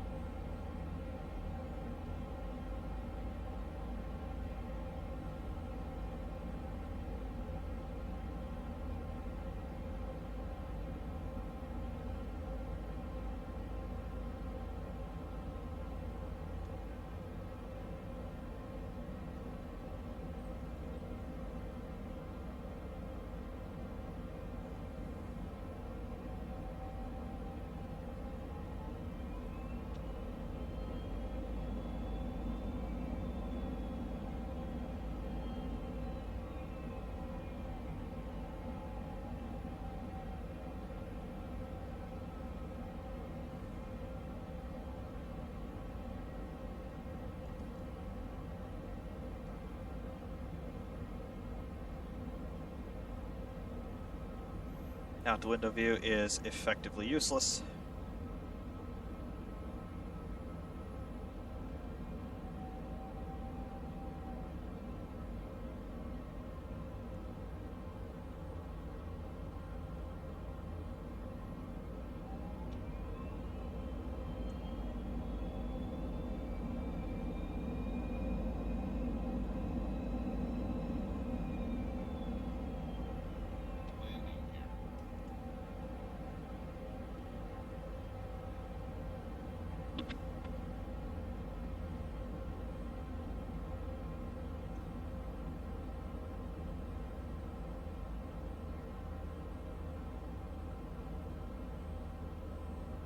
Nose down, and the maximum nose down trim is 2.7.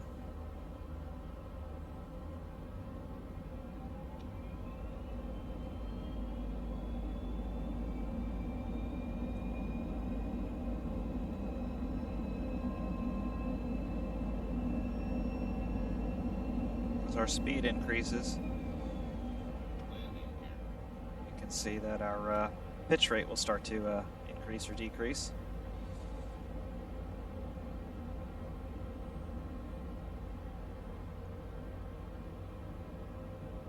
Landing gear. Landing gear. 55 nautical miles.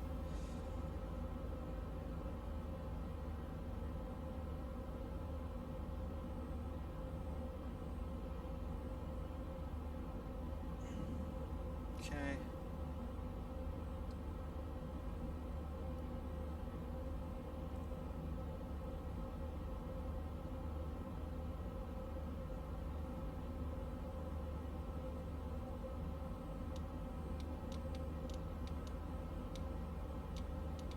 Apparently we can do more nose down trim if we want.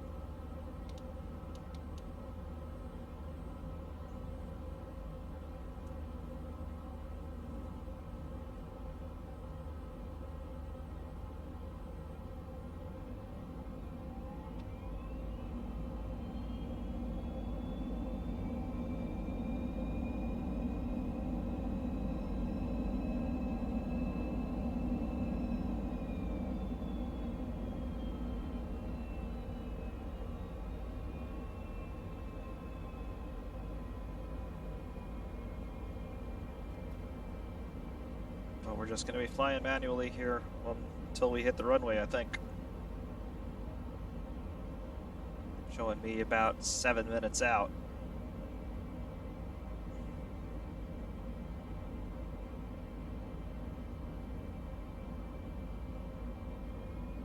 $166 gallons of fuel left.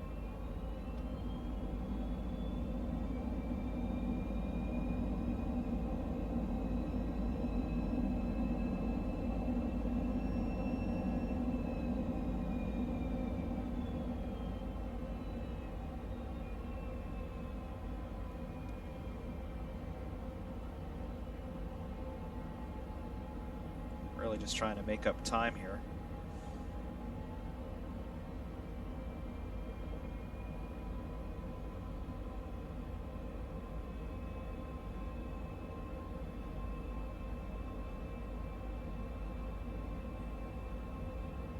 But runway 27 is where we're going to be coming in. We are 40 nautical miles out. It is time to start dropping our altitude quite substantially.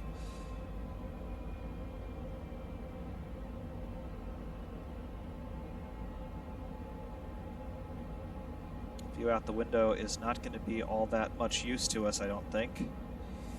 We can see some lights down there toward the ground. I don't know if that's Key West or if that's some sort of reflection out there. 158, yep, 158 gallons of fuel left. Bearing 057 is our airport vector we ever take.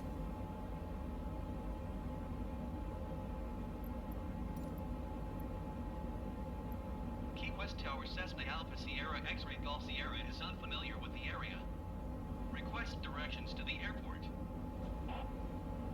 Cessna X-Ray Golf Sierra 11 o'clock 30. 11 o'clock 30 miles.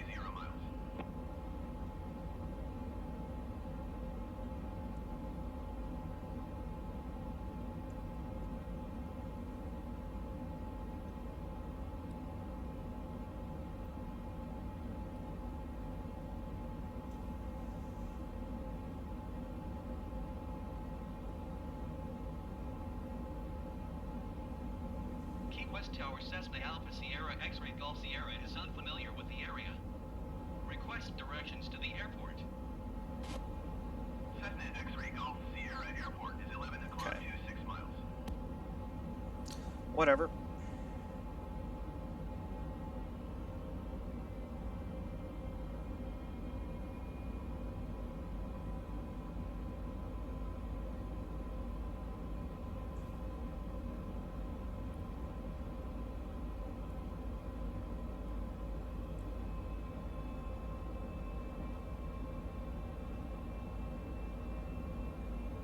We will get there.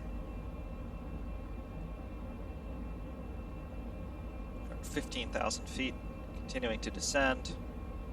I can see it on the scope on our 35-mile zoom.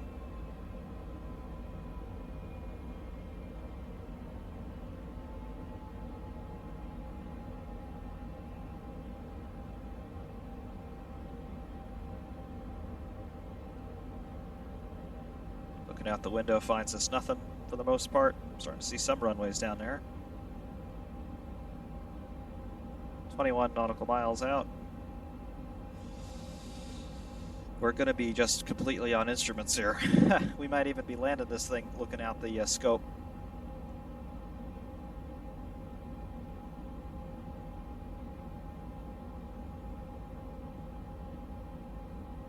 $14,300. 20-mile zoom.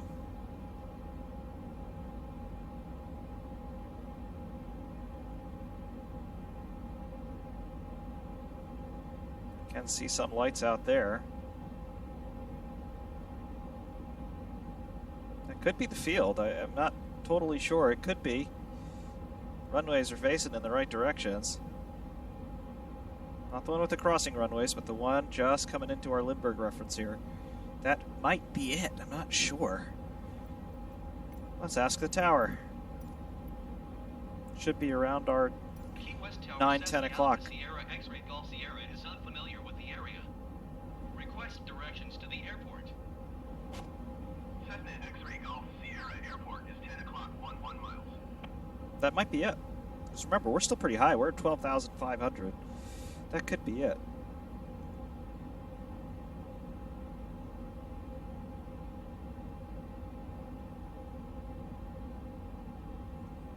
I think it is. It's hard to judge, but could be, because that might be the Naval Air Station with the crossing runways. Longer runway as well. Key West, I didn't want to come back to Key West because it's got a really short runway for the most part, but I think that is. We're just farther away than we can tell at the moment because we're still pretty high. And there's no horizon reference outside.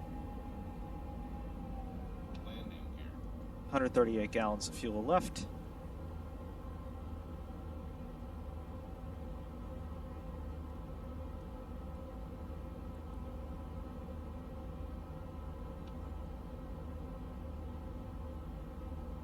$10,000 feet. There it is.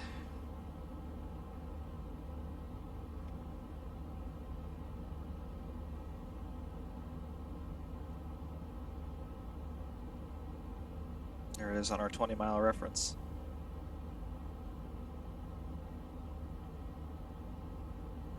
So we are on our downwind leg, 7,800 feet.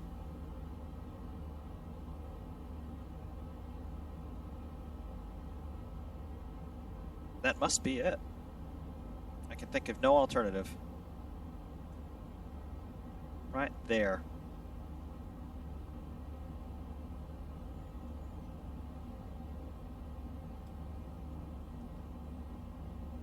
Okay, so I'm going to call field in sight. We're going to start making our base leg. I'm going to fly a pretty long base leg. Landing gear. And we're going to keep descending. 250 knots. And we're just going to fly the instruments, I think. It's going to be real hard to see much of anything until we're lined up with the runway.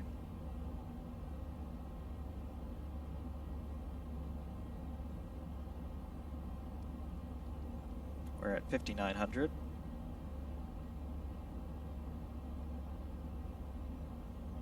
Using our instruments to guide us in.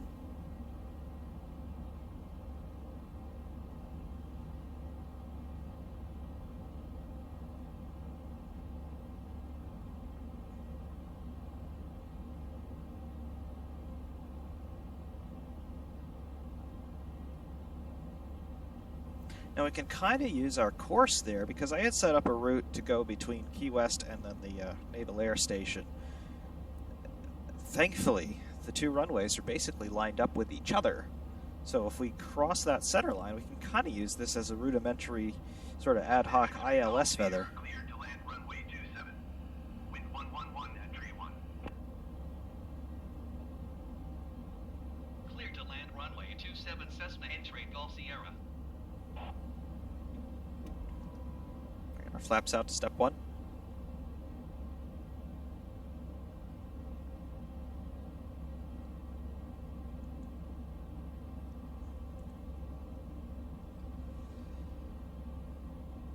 Get the gear down.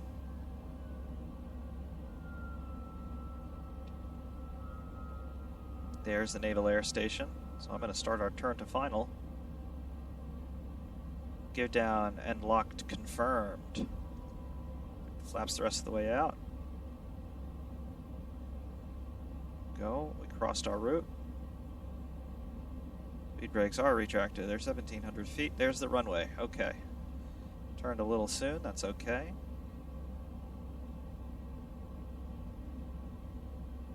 $1,500. Gotta get some altitude loss here. 1,300. Stall.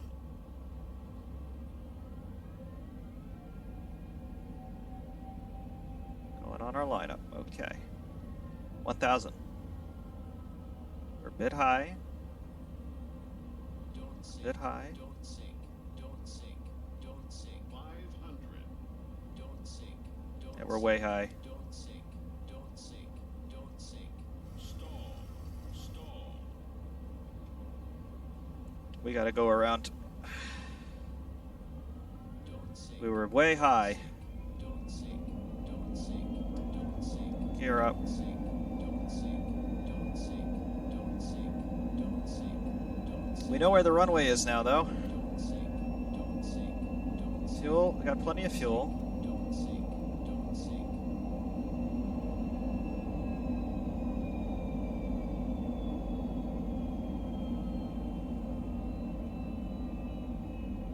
I really thought for a moment there that we had lost it. Okay.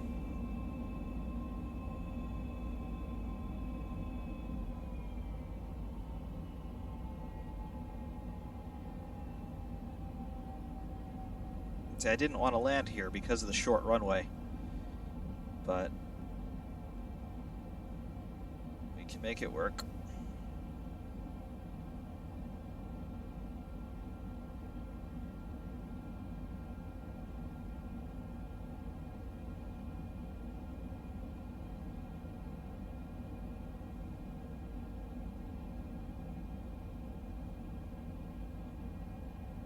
There's the Naval Air Station.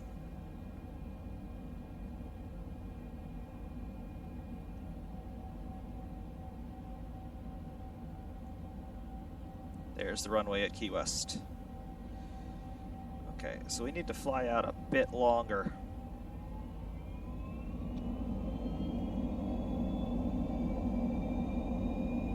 Gonna disregard the speeds. I want to get this thing on the ground.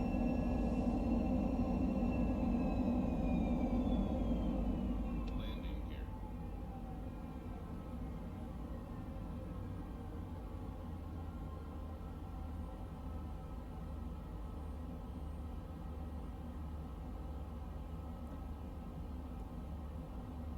Right.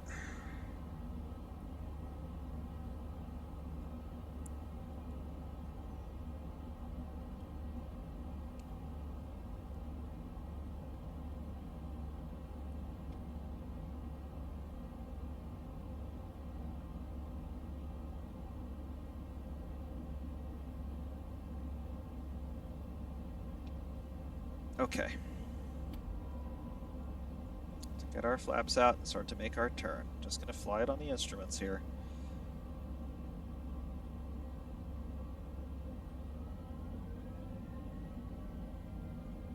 I think what also got me a little bit messed up was trying to look out the window, to be honest.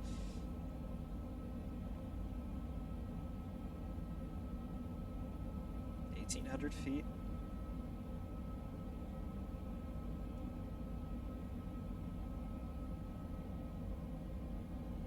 Gear coming.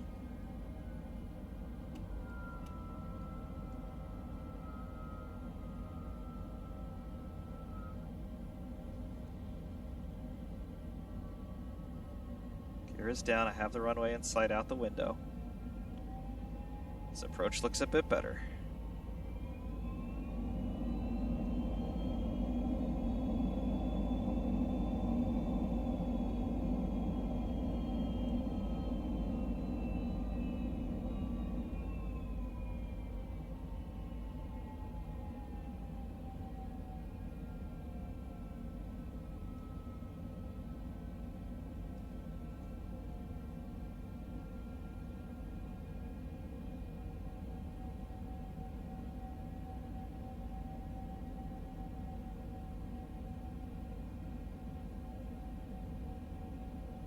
$1,400. I'll descend a bit here.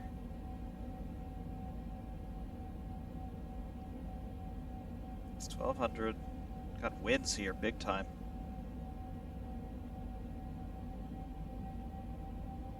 $1,000. Mark.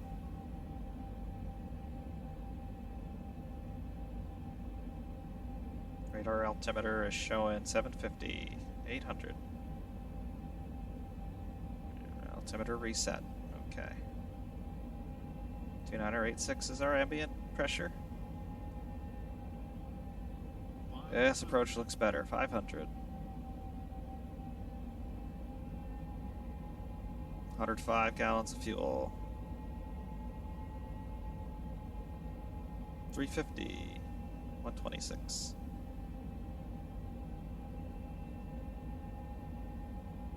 $250.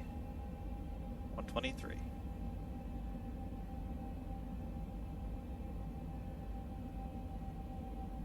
And the ground effect. 100. Idle.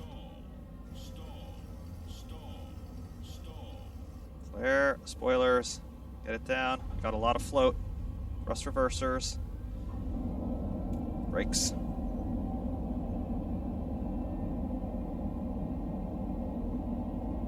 Thrust reverser idle. Spoiler retract. We made it.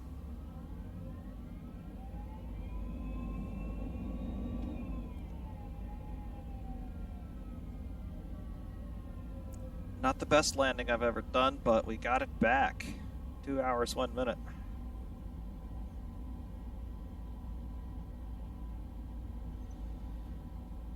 I want taxi lights, so we can actually see where we're going. What a concept.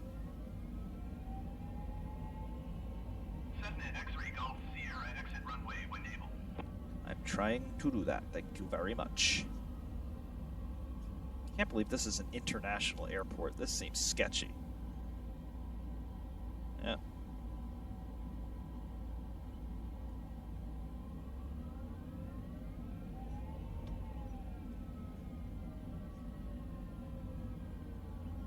Cessna X-ray Golf Sierra contact ground on 121.9er. Whatever. I think we missed the turnoff technically, but who cares?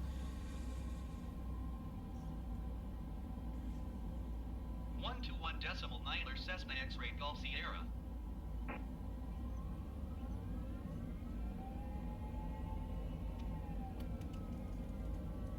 Okay.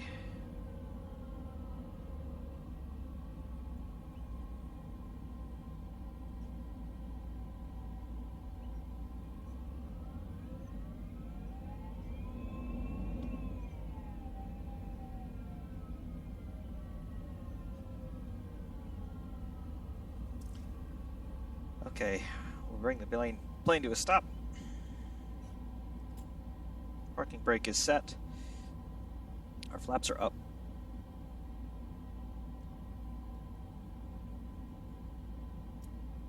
Generator's off. We'll stop engines.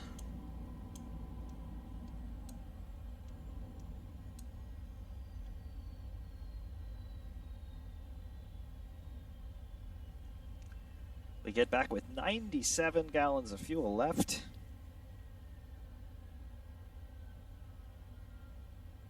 We flew quite a distance.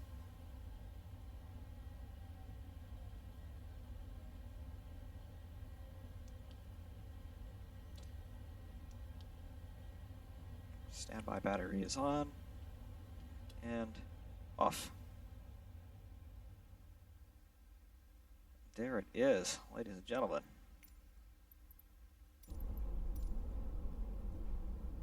It's dark. It's real dark. I wouldn't have gone here had I known how dark it would be here. Jesus, would have gone to Miami instead.